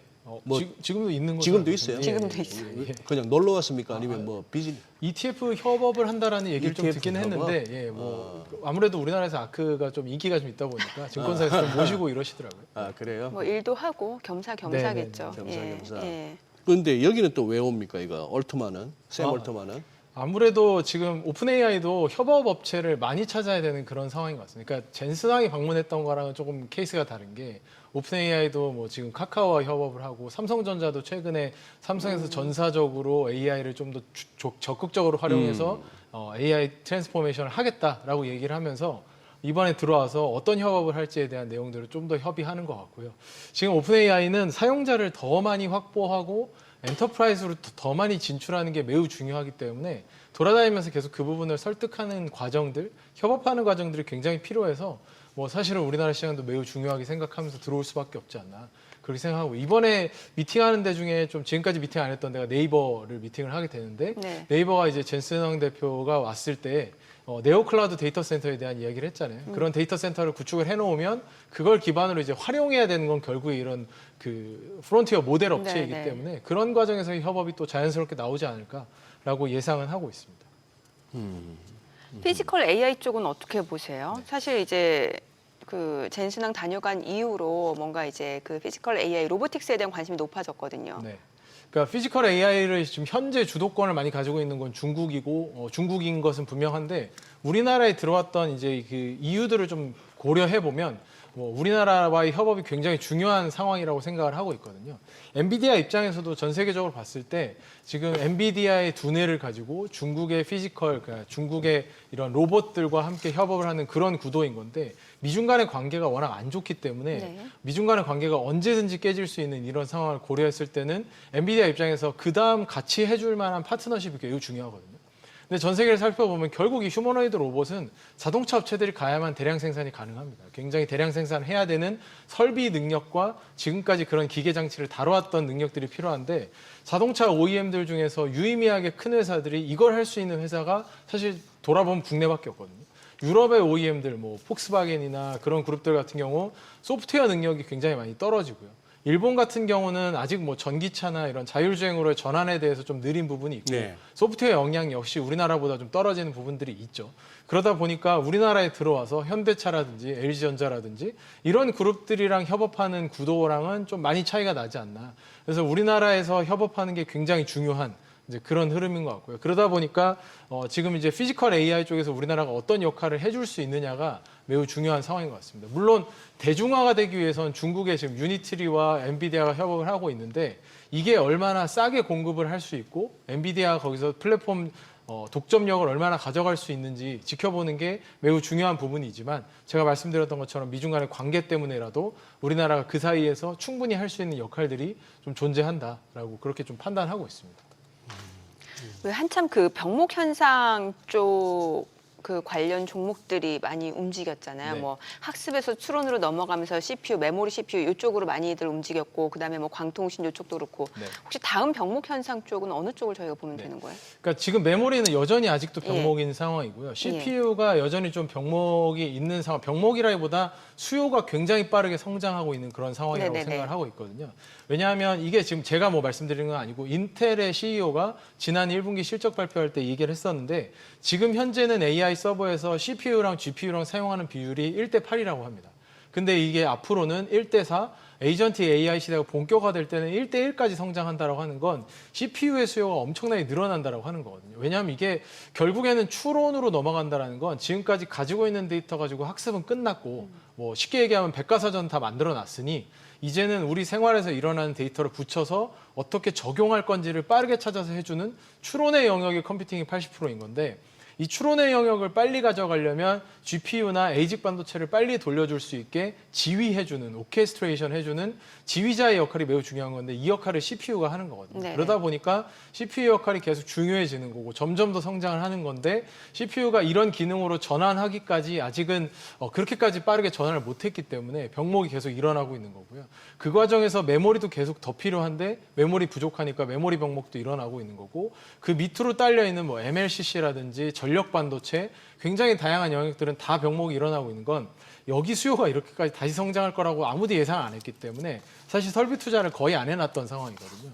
그러면 결국에는 반도체 공장이라는 건 한번 투자가 들어간다 하더라도 생산되기까지 거의 2, 3년의 시간은 필요하기 때문에 그 시간 동안은 병목이 여전히 반도체에 있을 수밖에 없다. 이제 그렇게 좀 판단이 되어집니다.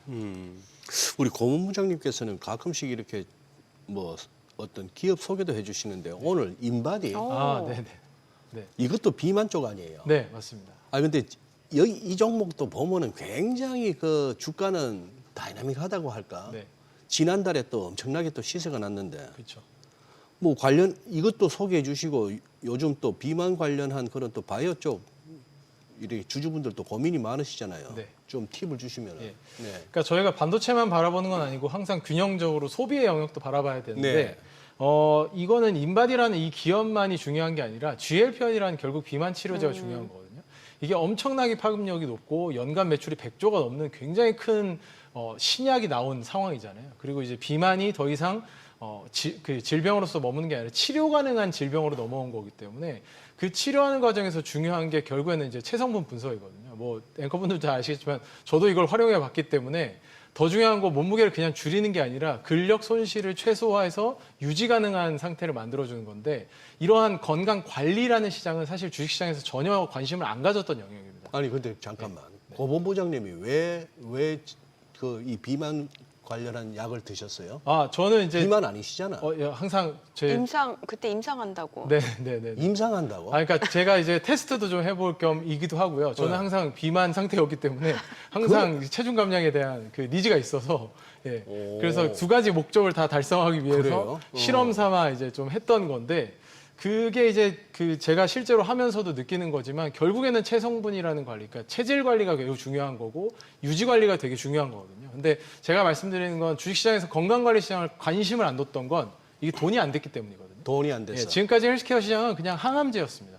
예. 죽기 전에 먹어야 되는 약, 예. 죽기 싫으면 먹어야 되는 약. 죽기 싫으면. 이거야만 왜냐하면 이거여야만 사람들이 돈을 썼거든요. 근데 이제는 GLP-1이라는 비만 치료제가 확실한 임상 결과를 내줬고 미용 시장과 건강 관리 시장을 열어준 거죠. 그러다 보니까 이와 함께 보완제적으로 성장할 수 있는 기업을 저희가 계속 찾고 있는 거고 인바디가 그런 건데 이제 우리나라 분들은 인바디라는 게 거의 고유명사로 인바디 재러 간다 하면서 다 알고 계시지만 아하. 미국이나 해외에서는 아직 그 정도까지 고유명사가 되진 않은 상황이거든요. 근데 이게 앞으로는 체성분 분석을 한 것들이 보험에도 활용이 되고, 그러니까 보험에 활용된다는 건 체지방률을 떨어뜨리면 보험료를 인하해주는 뭐 이런 방향으로도 가능하고요. 그 다음에 기본적으로 이 그 방식이 체수분을 분석해주기 때문에 질병이 예후가 어떻게 되는지 예후 판단을 해주는 데이터로서도 활용되기 때문에 이런 부분들이 앞으로 미국 시장에서 굉장히 발전해 나갈 수 있고 지난달에 갑자기 급등이 나왔던 건 실적 발표를 하면서 예. 미국 시장의 성장이 잘 나오면서 영업이익이 전년 대비해서 80% 이상 성장을 했거든요. 그래서 이렇게 좀 독자적으로 성장하고 있는 반도체가 아닌 영역도 있다라는 걸 한번 좀 말씀드리고자 했던 부분이랑 GLP-1 비만 치료제의 영향력이 굉장히 큰 그런 상황이기 때문에 같이 성장할 수 있는 거. 이것 때문에 피해보는 게 아니라 같이 보완제적으로 성장할 수 있는 기업들은 관심을 좀 가져서 저희가 보면 반도체가 좀 쉬어가고 변동성이 큰 구간에서도 조금은 안심하면서 갈 수 있는 이제 그런 포트폴리오를 구축할 수 있어서 이제 그런 포인트로 보시면 좋을 것 같습니다. 아니 좀 전에 뭐 최근 3개월 주가도 CG로 나오기도 했습니다만 우리 시청자분들 가운데 그래 싶어서 새삼스럽게 인바디 한번 주가 흐름 체크하시면은 아유 이렇게 벌써 많이 올랐는데 싶으실 텐데. 네. 근데 밸류에이션이 사실 그 급등 전에는 10배 이하였고요. 지금도 한 13배, 14배 정도밖에는 안 됩니다. 그러니까 이 기업 자체가 기기 판매 중심의 비즈니스 모델이다 보니까 계속적으로 반복적 매출이 나올 거라는 예상을 하기 좀 어려워서 밸류에이션을 크게 못 가져가는데 앞으로 이건 지금 쌓여있는 체성분 데이터를 가지고 할 수 있는 데이터 플랫폼 기업으로 확장 가능성을 가지고 있다라고 저희는 좀 바라보고 있는데요. 저희는 굉장히 긴 시간 동안 이 기업을 바라보다 보니까 주가 자체는 좀 지지부진한 면이 있습니다. 근데 그런 것들이 본격적으로 미국 시장 같은 큰 시장으로 확대되고 있는 국면이기 때문에 관심 가지고 지켜보셔도 되게 굉장히 재밌는 비즈니스 모델이라고 저희는 생각을 하고 있습니다. 확실히 이게 그 회원 번호를 넣으면 이제 계속해서 그 그래프 차트가 보여지잖아요. 그렇죠. 내 근육량이 얼마나 증가했는지 빠졌는지 이게 나이 들수록 근육량이 중요하다고 하니까 소장님도 기회가 되시면 꼭 한번 해보세요. 이게 예. 비만을 벗어나는 것도 중요하지만 근육 빠져버리면 안 된다 이 말이네. 그렇죠. 그렇죠, 예, 그렇죠, 예, 그렇죠. 예. 건강 관리의 시장이 확대되고 있는 거죠. 그래서 아까 자막에 얼마나 빠졌느냐가 아니라 무엇이 빠졌느냐가 중요하다. 그러니까 이게 지방이 빠져야 된다라는. 그러니까 지금 임상의 패러다임도 그렇거든요. 예. 일라이릴리가 다음번으로 준비하고 있는 것도 삼중작용제라는 걸 준비하고 있지만 그거 외에도 체지방을 빼주는 그런 약을 좀 준비하고 있거든요. 근성장은 계속 근육은 계속 유지하면서 그렇죠. 체지방만 빼주는 이런 쪽으로 임상이 계속 되고 있고요. 실제 임상 프로토콜에 들어가면 인바디 기기에서의 체성분 분석 데이터를 함께 활용하는 경우들이 굉장히 많습니다. 그래서 얼마나 이 사람들이 이 임상을 하는 동안 적절한 체중 감량을 했느냐 이걸 평가하는 것들이 지금은 좀 더 임상적으로 나오고 있기 때문에 앞으로는 더 중요성이 커질 거라고 생각을 하고 있습니다. 네. 아까 정민 앵커가 한번 이렇게 질문을 한 내용이긴 합니다만 이번 6월 중에 우리가 넘어야 할 매크로 변수 중에 허들이 딱 2개 남았어요. 다음 주 이제 BOJ하고 연준 FOMC. 그렇죠.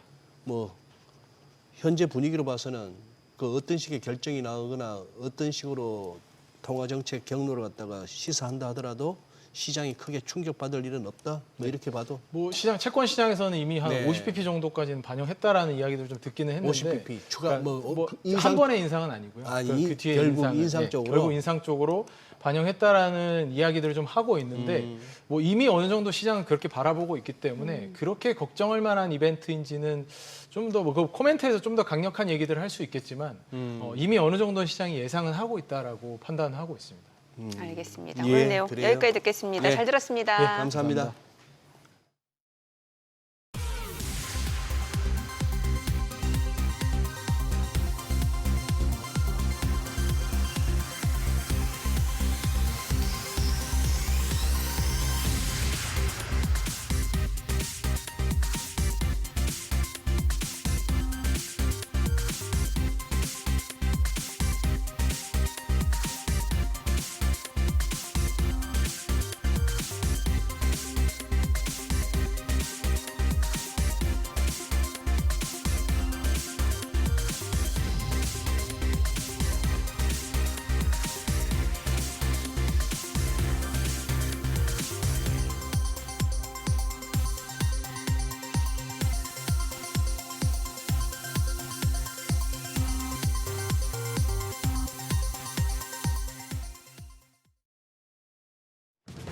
이 시각 시황입니다. 오늘 국내 증시 양대 지수 엄청나게 올라갑니다. 코스피가 지금 7.6% 급등하면서 단숨에 8,300선을 회복했습니다. 8,355포인트 기록하고 있고요. 코스닥도 오늘 추가적인 강세 기록 중입니다. 2.7% 오름세로 1000스닥 회복하면서 1023포인트에서 움직임 전개되고 있습니다. 수급 상황 보시죠. 유가증권 시장. 오늘 외국인 매수 우위입니다. 1,794억 원 사자 포지션 취하고 있고요. 기관 역시도 1,120억 원 매수 우위 기록하고 있습니다. 현재 개인만 홀로 3,382억 원 팔아냅니다. 코스닥 시장 보시죠. 코스닥 시장에서는 정반대 흐름 나타나고 있습니다. 외국인이 958억 원 매도 우위 기록 중이고 기관 역시도 460억 원 팔자 포지션 취하고 있습니다. 개인 홀로 1,379억 원 매수 우위입니다. 등락률 상하위 업종 보시죠. 현재 반도체와 반도체 장비단, 전자장비와 기기 쪽, 건설 업종이 상승률 상위권에 위치해 있습니다. 반면 오늘 하락하는 업종 좀 두 업종이 있는데요. 다각화된 통신 서비스 그리고 광고 업종은 약세 기록 중입니다. 그럼 시장을 주도하는 테마 종목별 시세 체크하시죠. 재건 관련주가 강세 기록 중입니다. 미국과 이란이 종전 합의에 근접했다는 소식에 관련주가 부각되고 있습니다. 미국과 이란이 다음 주 초에 종전을 위한 양해각서나 의향서에 서명할 가능성이 높아진다는 보도가 나온 영향인데요. 관련주들 지금 보시면 장 초반 대비해서는 일부 종목들 상승폭 좀 줄이고 있지만 히림이 현재 17.8% 강세 보여주고 있고요. 수산세보틱스가 13.6% 오름세, 대우건설이 6.6% 뛰면서 거래가 21,800원입니다. 전진건설 로봇이 11.1% 강세로 56,350원, 데모도 9.2% 상승세 기록 중입니다. 거래가 7,350원입니다. 반도체 관련주가 일제히 급반등합니다. 앞서 뉴욕 증시에서 필라델피아 반도체 지수가 8% 가까이 급등하자 국내 증시 관련주들에도 온기가 퍼지고 있는데요. 고대역포 메모리 HBM 관련주 살펴보시죠. 윈팩이 12.1% 강세로 2,730원, PSK홀딩스가 5.8% 상승하며 14만 1,700원대 거래됩니다. 삼성전자 오늘 두 자릿수대 상승률 보여주고 있습니다. 11.6% 급등하면서 지금 33만 3,750원대 거래되고 있고요. 테크윙이 10.5% 강세로 6만 7,500원, SK하이닉스도 7.9% 추가적인 강세 보여주고 있습니다. 현재 거래가 226만 6천원으로 집계됩니다. 전선주도 상승세 나타냅니다. KBI 메탈이 2.6% 강세, LS가 5.5% 뛰며 39만 4천원이고요. 일진전기가 4.8% 오름세로 8만 1,500원, 가온전선이 2% 오름세로 33만 500원대 거래됩니다. 대한전선도 3% 가까운 오름세 기록하고 있습니다. 현재 거래가 3만 8,075원입니다. 그리고 당장 오늘 밤 스페이스X 상장을 앞두고 국내 증시에서 관련주들 주목받고 있는데요. 스피어가 5.8% 오름세로 4만 750원, 센서뷰가 0.9% 강세로 2,785원, 세아베 스틸 지주가 3.1% 강세, 거래가 47,750원이고 미래에셋증권이 5% 넘게 상승합니다. 거래가 53,600원. 다만 대부분의 종목들이 지금 재장 초 대비해선 상승폭 줄이고 있는데 캔코와 에어로스페이스 같은 경우에는 1.9% 하락으로 전환이 됐습니다. 거래가 27,000원 나타내고 있습니다. 이제는 사이드카가 일상이 된 상황입니다. 코스피 매수 사이드카가 발동되는 등 급등하고 있는데요. 오늘 장중의 흐름 꺾이지 않고 8,000피와 선스탁 지켜낼 수 있을지 흐름 좀 더 지켜보셔야겠습니다. 지금까지 시장 상황 전해드렸습니다.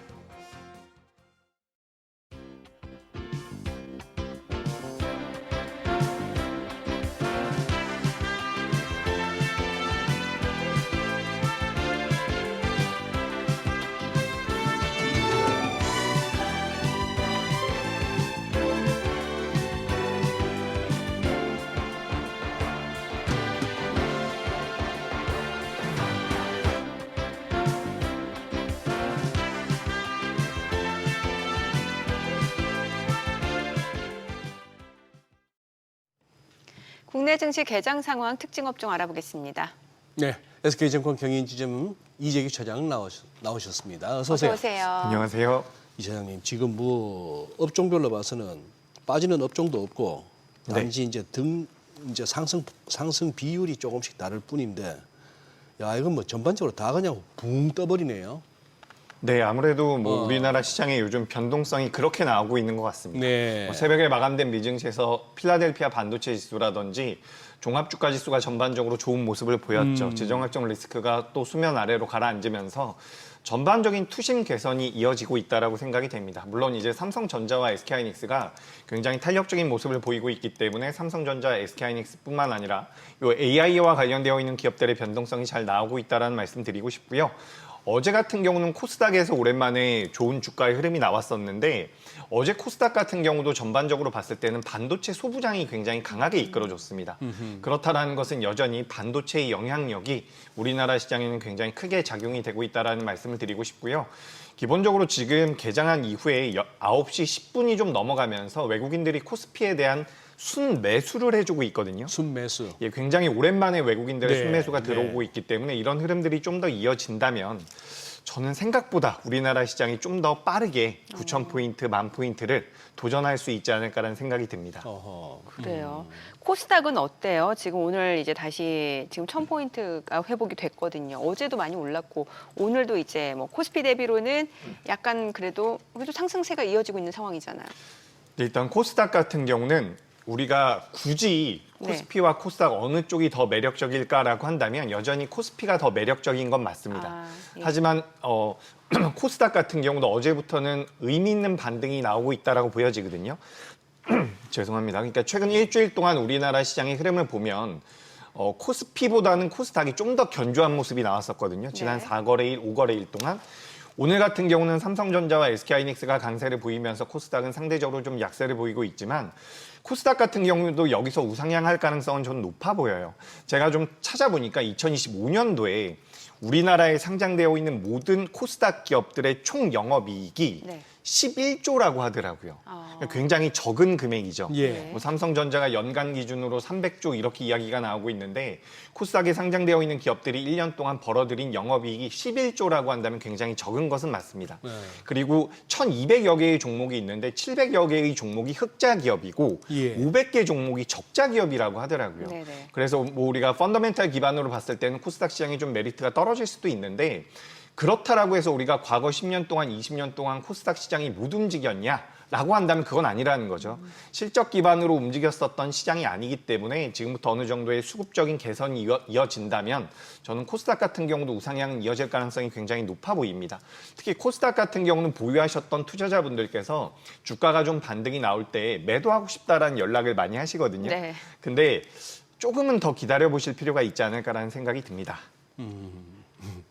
최근에 젠슨항 다녀가고 나서 LG 쪽하고 두산 쪽 그룹주들 네.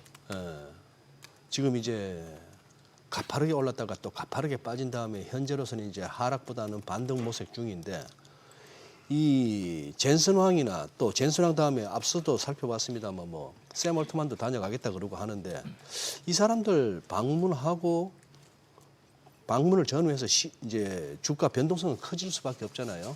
네. 특히요 LG 쪽하고 두산 쪽은 요즘 아마 지점에서도 거래들이 많았을 것 같은데 네. 좀 분위기까지 한번 전해주시면은. 네, 일단 뭐 LG 그룹도 마찬가지고 두산도 그렇고요. 네. 네이버도 굉장히 많이 네이버까지 빠졌죠. 맞아, 단기적으로 맞아. 많이 예, 빠졌는데 제가 좀 찾아봤어요. 그러니까 작년에 깐부 회동이 처음 있었을 때 예. 삼성전자를 비롯한 관련 기업들이 예. 젠슨왕이 이제 깐부 회동 이후에 한 달 정도 조정을 받았더라고요. 그때 바로는 안 갔어요. 예, 바로는 못 올라갔고 한 달 정도 조정을 받았는데 이번에도 어떻게 보면 그 기대감이 많이 반영이 됐었던 상태에서 시장도 같이 안 좋았지 않습니까? 아, 그렇기 그래요? 때문에 좀 네. 가파르게 올라온 상태에서 기대감이 수그러들면서 낙폭이 좀 커졌다라고 생각이 됩니다. 게다가 추가적으로 최근에 우리가 뭐 이렇게 젠슨왕 이벤트라든지 여러 가지 이슈들에 대해서 다루고 있지만 전 기본적으로 우리나라 ETF 시장이 너무 커졌기 때문에 이 수급의 영향이 크다라고 생각이 되거든요. 그래서 뭐 LG 그룹주라든지 뭐 네이버라든지 이런 기업들 같은 경우도 자금이 굉장히 가파르게 들어왔다가 아니다 싶으니까 또 굉장히 빠르게 나갔다라고 생각이 돼요. 예. 근데 이것은 기대감이 어떻게 보면 기대치에 못 미쳤기 때문에 밀릴 수도 있다라고 보여지지만 전 단기적으로 올라왔고 그 과정에서 시장이 조정을 받았기 때문에 낙폭이 너무 과하다라고 생각이 됩니다. 저는 지금부터는 어떻게 보면 모아갈 수 있는 구간이라고 생각이 되거든요. 두산그룹주들 같은 경우는 어떻게 보면 상대적으로는 좀 견조했어요. LG그룹과 그리고 네이버가 굉장히 안 좋은 주가 흐름이 나왔는데 이 기업들의 공통점이 뭐냐면 수익성이 어느 정도 나오고 있었던 기업인데 성장성이 결여되어 있다는 부분들이 어떻게 보면 주가의 발목을 계속해서 잡고 있었거든요. 예. 근데 이번에 젠슨왕 CEO를 만나고 난 이후에는 어떻게 보면 사업적인 구조적인 변화에 놓일 가능성이 전 높다라고 보여집니다. 그렇기 때문에 LG 그룹주들과 네이버 같은 경우는 전 눌림이 나왔을 때는 매수의 기회로 한번 생각해 보시는 게 어떨까 의견 드리겠습니다. 조선주는 어때요? 사실 뭔가 좀 조선주가 최근에 이제 급등하다가 또 기간 조정 이어지다가 다시 이제 좀 반도체 쉴 때 또 올라가는 모습도 나타냈다가 예, 조선주는 어떻게 보세요? 네, 제가 오늘 또 예. 다 좋다라고 말씀드릴 것 같은데 예. 아무래도 이게 저는 시장 분위기를 네. 굉장히 중요하게 생각을 하거든요. 예. 사실 엊그제로 잠깐만 거슬러 올라가면 우리나라 종합주가지수가 4% 정도 조정을 받았습니다. 네네. 하락이 나왔죠. 그리고 나서 그 다음날 새벽에 마감된 미증시가 1%, 2% 정도 하락이 나왔거든요. 그게 어제 우리나라 아침입니다. 그러니까 어제 아침에 넥스트레이드에서 우리나라 대형주들이 엄청나게 많이 하락을 했거든요. 근데 가만 생각을 해보면 우리나라 시장이 그 전날에 이미 4%가 밀렸는데 미국이 1% 밀렸다라고 해서 우리나라 시장이 어제 급락이 나온 것은 저는 아니었다라고 생각이 돼요. 개장 전에 지정학적 리스크라든지 여러 가지 부정적인 내용들이 확대 해석이 됐다라고 보여지는데 우리가 지난주부터 이번 주를 바라볼 때 가장 중요하게 이야기했었던 부분들이 CPI와 관련되어 있는 부분이었습니다. 근데 CPI가 물가 인상에 대한 그런 이벤트를 만들어주지 않을 가능성이 높은 상태에서 어제 장 초반에 우리나라 시장이 많이 밀렸다라는 거죠. 근데 그 이후에 밸류적인 측면에서 우리나라 기업들에 대한 모멘텀들이 부여가 되면서 다시 한번 올라왔는데 이 구간에서 이번 주 들어오면서 제가 굉장히 많이 느끼고 있는 게 그동안 시장에 대한 상승의 가능성에 높은 점수를 줬었던 투자자분들께서 이번 주에 이 극심한 변동성을 겪은 이후에는 주가가 좀 올라왔을 때 매도하고 싶다라는 말씀을 많이 하시거든요. 네. 그런 관점에서 본다면 오히려 전 이번 주에 나왔었던 조정 이후에 우리나라 시장이 좀 더 안정적으로 우상향을 할 수 있지 않을까라고 생각이 되고요. 그중에서 조선주 같은 경우는 매출이 일단 안정적으로 나오고 있는 상황에서 AI라는 내러티브가 추가적으로 붙습니다. 그리고 6월 18일 날 그 대미 투자와 관련되어 있는 모멘텀들이 조선주 쪽으로 붙을 가능성이 있어 보이거든요. 그렇다라고 한다면 저는 코스피에서는 반도체가 가장 메인이고 그다음은 조선 쪽이 아닐까라고 생각이 돼요. 오늘 보니까 전력기기 같은 경우도 굉장히 강력한 반등을 보여주고 있는데 기본적으로 조선 같은 경우는 업종 PBR이 4배 정도 수준에서 거래가 되고 있고요. 방산 쪽 같은 경우는 업종 PBR이 5배 정도 수준에서 거래가 되고 있습니다. 전력기기는 10배가 넘어가요. 그렇기 때문에 전력기기가 안 좋다라는 관점이 아니라 그래도 좀 안정적인 투자처를 고려해 본다면 전 조선 쪽 같은 경우도 매력적이라는 말씀 드리도록 하겠습니다. 야, 저는 이거 살짝 아까 코스닥 질문 다음에 제가 여쭤봐야 될 질문이 이제 월드컵 시작한다고 닭고기 관련주 혹시나 치킨 때문에 뭐 이래서 에이 싶어서 넘어갔더니 정면커도 쓱 넘어가 버리네. 네. 혹시 또 우리 이 차장님은 질문지 보고 준비하신 뭐 답변 내용 꼭 하실 만한 내용이 네. 있으세요? 저도 좀 지나가려 했습니다. 예, 그럼 지나가요. 이게 테마성을 좀 많이 우리 가지고 뭐 있는 거라서. 방송이다 보니까 이런 걸 갖다가 다루긴 다루는데 좀 민망하죠. 월드컵 왔다고 뭐 갑자기 안 먹던 치킨을 먹나 또. 네, 근데 이게 뭐 주가는 움직여요. 주가는 움직여. 네, 주가는 뭐 알 수 없는 부분이라서 움직임이 나올 수가 있는데 지금 우리나라 시장의 분위기가 나쁘지가 않잖아요. 그러니까 반도체도 좋은 주가 흐름이 나오고 있고 지금 로봇주들도 굉장히 좋은 모습이 나오고 있거든요. 그러니까 정상적인 업종, 정상적이라는 표현은 좀 틀릴 수도 있는데 어쨌든 매출과 영업이익이 많이 나오는 규모가 큰 업종에서 이 변동성이 잘 나오고 있는 상태에서는 전 테마성으로는 굳이 접근하지 않으셔도 좋은 수익이 나올 수 있지 않을까 생각을 합니다. 그 뭐 호식이 2마리였나? 그 2마리 주던 집 요새도 영업합니까? 네, 하는 것 같습니다. 하는 것 같아요. 예. 상장 회사는 아닐 거고. 네. 소장님 2마리 때문에 거기 즐겨 찾으셨나 보다. 아니 그럼 음식료 섹터에 대해서는 어떻게 보세요? 이제 치킨 얘기 나온 김에. 음식료요? 예. 예, 제가 이제 방송 들어오기 전에 저도 빙그레를 좀 보고 들어왔는데 빙그레. 이제 여름이 되면 더워진다고 이제 빙과류에 대한 이야기들을 많이 할 수 있다라고는 하더라고요. 근데 이거는 뭐 10년 전부터 매년 있었던 이야기라서 사실 맞아요. 뭐 특별한 이벤트라고는 보기 어렵다라는 맞아요. 말씀을 드리고 싶고 지금 우리가 음식료 같은 경우는 삼양식품만 저는 눈여겨보고 있거든요. 네. 삼양식품 같은 경우는 다른 식음료 관련주들에 비해서 영업이익률이 굉장히 높은 기업입니다. 그렇기 때문에 저는 어쨌든 성장성이 있는 관점으로 본다면 삼양식품을 보시는 게 좋을 것 같고 앞서서도 잠깐 제가 답변 아닌 답변을 드렸던 게 지금 우리나라 시장에서 정말 잘하고 있는 업종들이 많다라는 거죠. 네. 반도체도 있고 조선도 있고 어제 같은 경우는 오랜만에 엔터 쪽도 좀 반등이 나왔거든요. 그래서 이제 실적이 어느 정도 나오고 있는 업종, 그러니까 음식료 쪽이 안 나온다라는 의미가 아니라 시장의 관심도가 더 높은 쪽을 매매한다라고 하더라도 수익이 안정적으로 나올 수가 있는 시장이기 때문에 그러네요. 굳이 음식료까지는 네. 우리가 저는 관심이 좀 덜한 그러네요. 분야입니다. 오늘 같은 날인데도 이 와중에 또 확실히 이거는 내 혼자 본다고 되는 게 아니라 주식은 거죠. 사람들이 다 같이 관심을 네, 가져주고 같이 맞습니다. 몰려다녀야 되는데. 근데 아이스크림 할인점하고 저 고속도로 휴게소하고 가격 차이가 너무 나더라. 그래요. 가끔씩 그 아이스크림 할인점에서 잔뜩 사가지고 네. 그 휴게소 근처에서 그냥 휴게소보다 몇 백은 싸게 팔까 싶은 생각이 들 정도로 가격 차가 심해요. 저도 가끔 그런 생각하긴 합니다. 그죠? 예. 들어갔다가 두 개 집었다가 하나 놓게 되더라고. 근데 이번에 이 조정장에서 좀 신용 데이터 보니까 좀 이렇게 줄어들었던데 네. 좀 타격이 있었죠. 예, 신용 잔고가 많이 줄어들어서 다행이라고 생각이 되고 다행일까요? 이제 매도를 하신 분들은 되게 힘드셨겠죠? 예, 그때 뭐 이제 청산 당하신 분들은 네. 아무래도 힘들었겠고. 네. 네.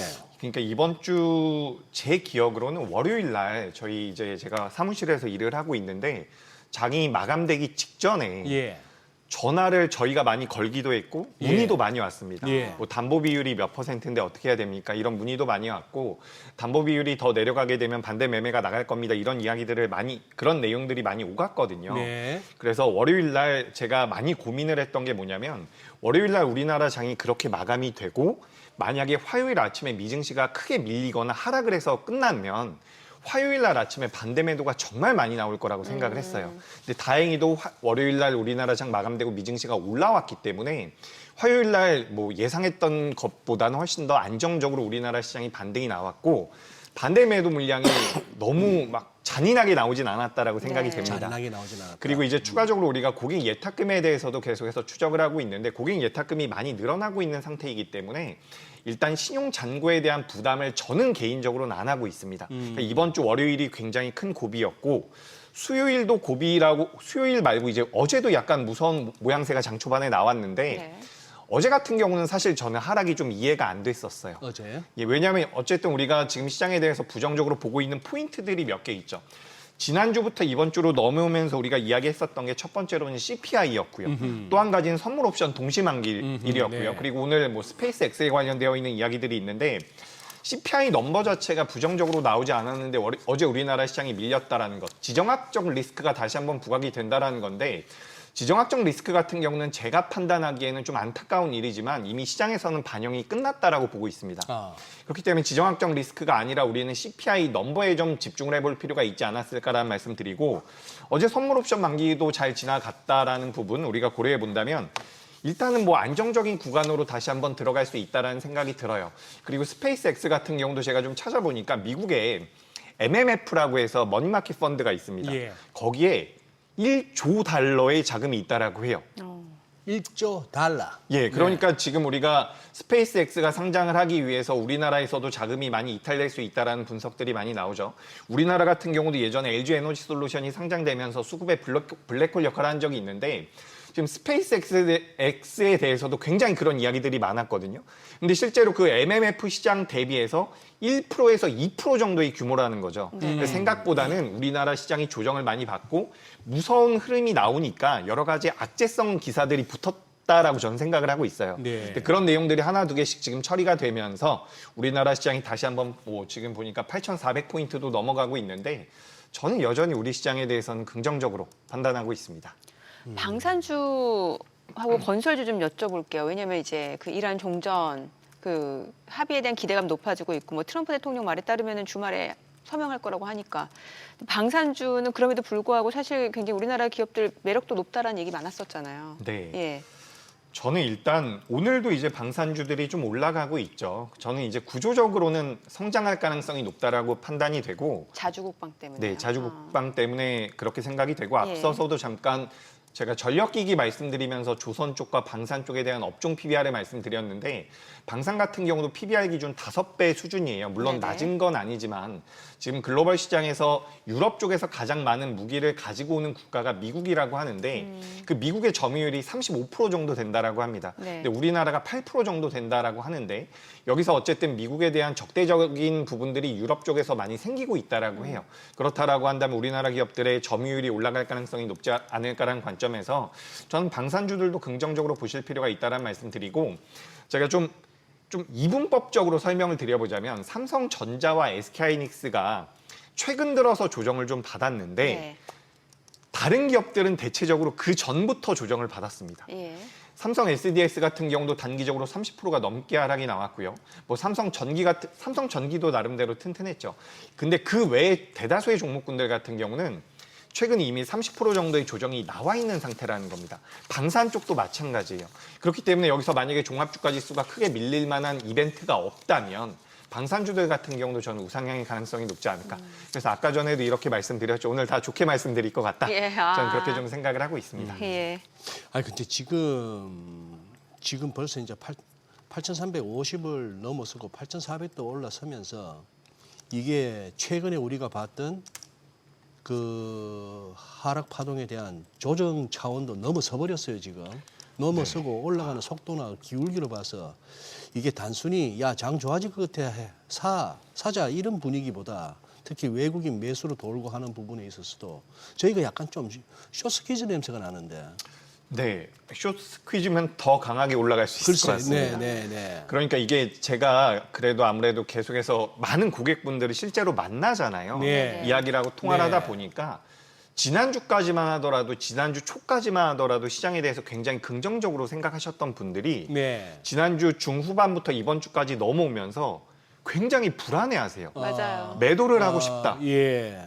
그래서 저는 시장이 어떻게 보면 좀 더 갈 수도 있지 않을까라는 생각이 들거든요. 왜냐하면 지금 외국인들이 6천억 넘게 매수를 해주고 있는데, 저는 우리나라 시장의 정말 고점은 외국인들이 한번 매수를 쭉 해준 이후에 네. 그 위에서 개인 투자자들에게 넘길 가능성이 전 높다라고 생각이 되거든요. 그동안 삼성전자와 SK하이닉스에 배분되어 있었던 비중을 넘겼다라는 명분으로 외국인들이 매도를 하고 나갔는데, 비중이 많이 줄어들었다라고 한다면 삼성전자와 SK하이닉스의 주가가 내려와서 비중이 줄어든 상태에서 가격까지 내려가면 비중이 더 줄어드는 거겠죠. 그런 상태에서 외국인들이 만약에 매수를 해주면 한 번 더 랠리가 나올 수 있지 않을까라고 생각이 돼서 전 일단 긍정적인 말씀을 드리고 싶고요. 우리가 지금 뭐 여러 가지 뉴스들이 많죠. 시장이 밀리면 굉장히 많은 내용들이 붙습니다. 굉장히 많은 내용들이 붙는데 우리가 매크로를 볼 필요가 있다는 거죠. 환율이 1,560원까지 올라갔다가 지금 1,520원 밑으로 내려오는 것 같거든요. 미국의 10년물 국채금리가 4.5% 넘어서 올라갔다가 이것도 다시 안정화가 되고 있는 모양새가 만들어진다면 못 갈 이유는 좀 이렇게 말씀드리면 굉장히 저도 부담이 되는데 그래도 저는 개인적으로는 상승할 만한 명분이 좀 더 많지 않나 이렇게 좀 생각을 하고 있고요. 제가 어제 자료를 좀 봤는데 네. 우리나라의 포워드 PER이 종합주가지수 기준으로 봤을 때 6.9배라고 해요. 근데 지금 뭐 대만 같은 경우는 20배가 넘는다라고 하거든요. 예. 그러니까 PBR 기준, 현재 PBR 기준으로 봤을 때는 우리나라가 저평가되어 있다라고 보기가 어려운데 앞으로 향후 예상이 되는 PER 기준으로 봤을 때 우리나라 시장이 여전히 굉장히 저평가입니다. 물론 거기에 가장 큰 핵심은 반도체라는 거고요. 그렇기 때문에 전 시장에 대해서는 너무 부정적으로 보실 필요는 없지 않을까 이렇게 좀 조심스럽게 의견을 드리겠습니다. 오늘 연기금도 많이 사네. 예, 거의 뭐 기관 매수세로 잡히는 거에 대부분이 연기금인데 참 열일한다. 환율 잡지. 지수 또 확 잡아 당겨주지. 그러네요.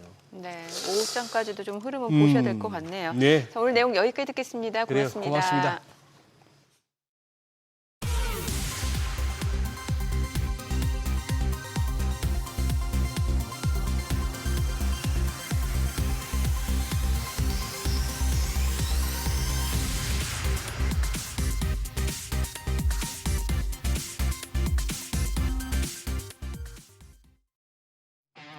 네, 오늘 코스피는 8,417포인트. 와, 지금 650포인트 넘게 올라가는 모습이고, 코스닥도 1,027포인트.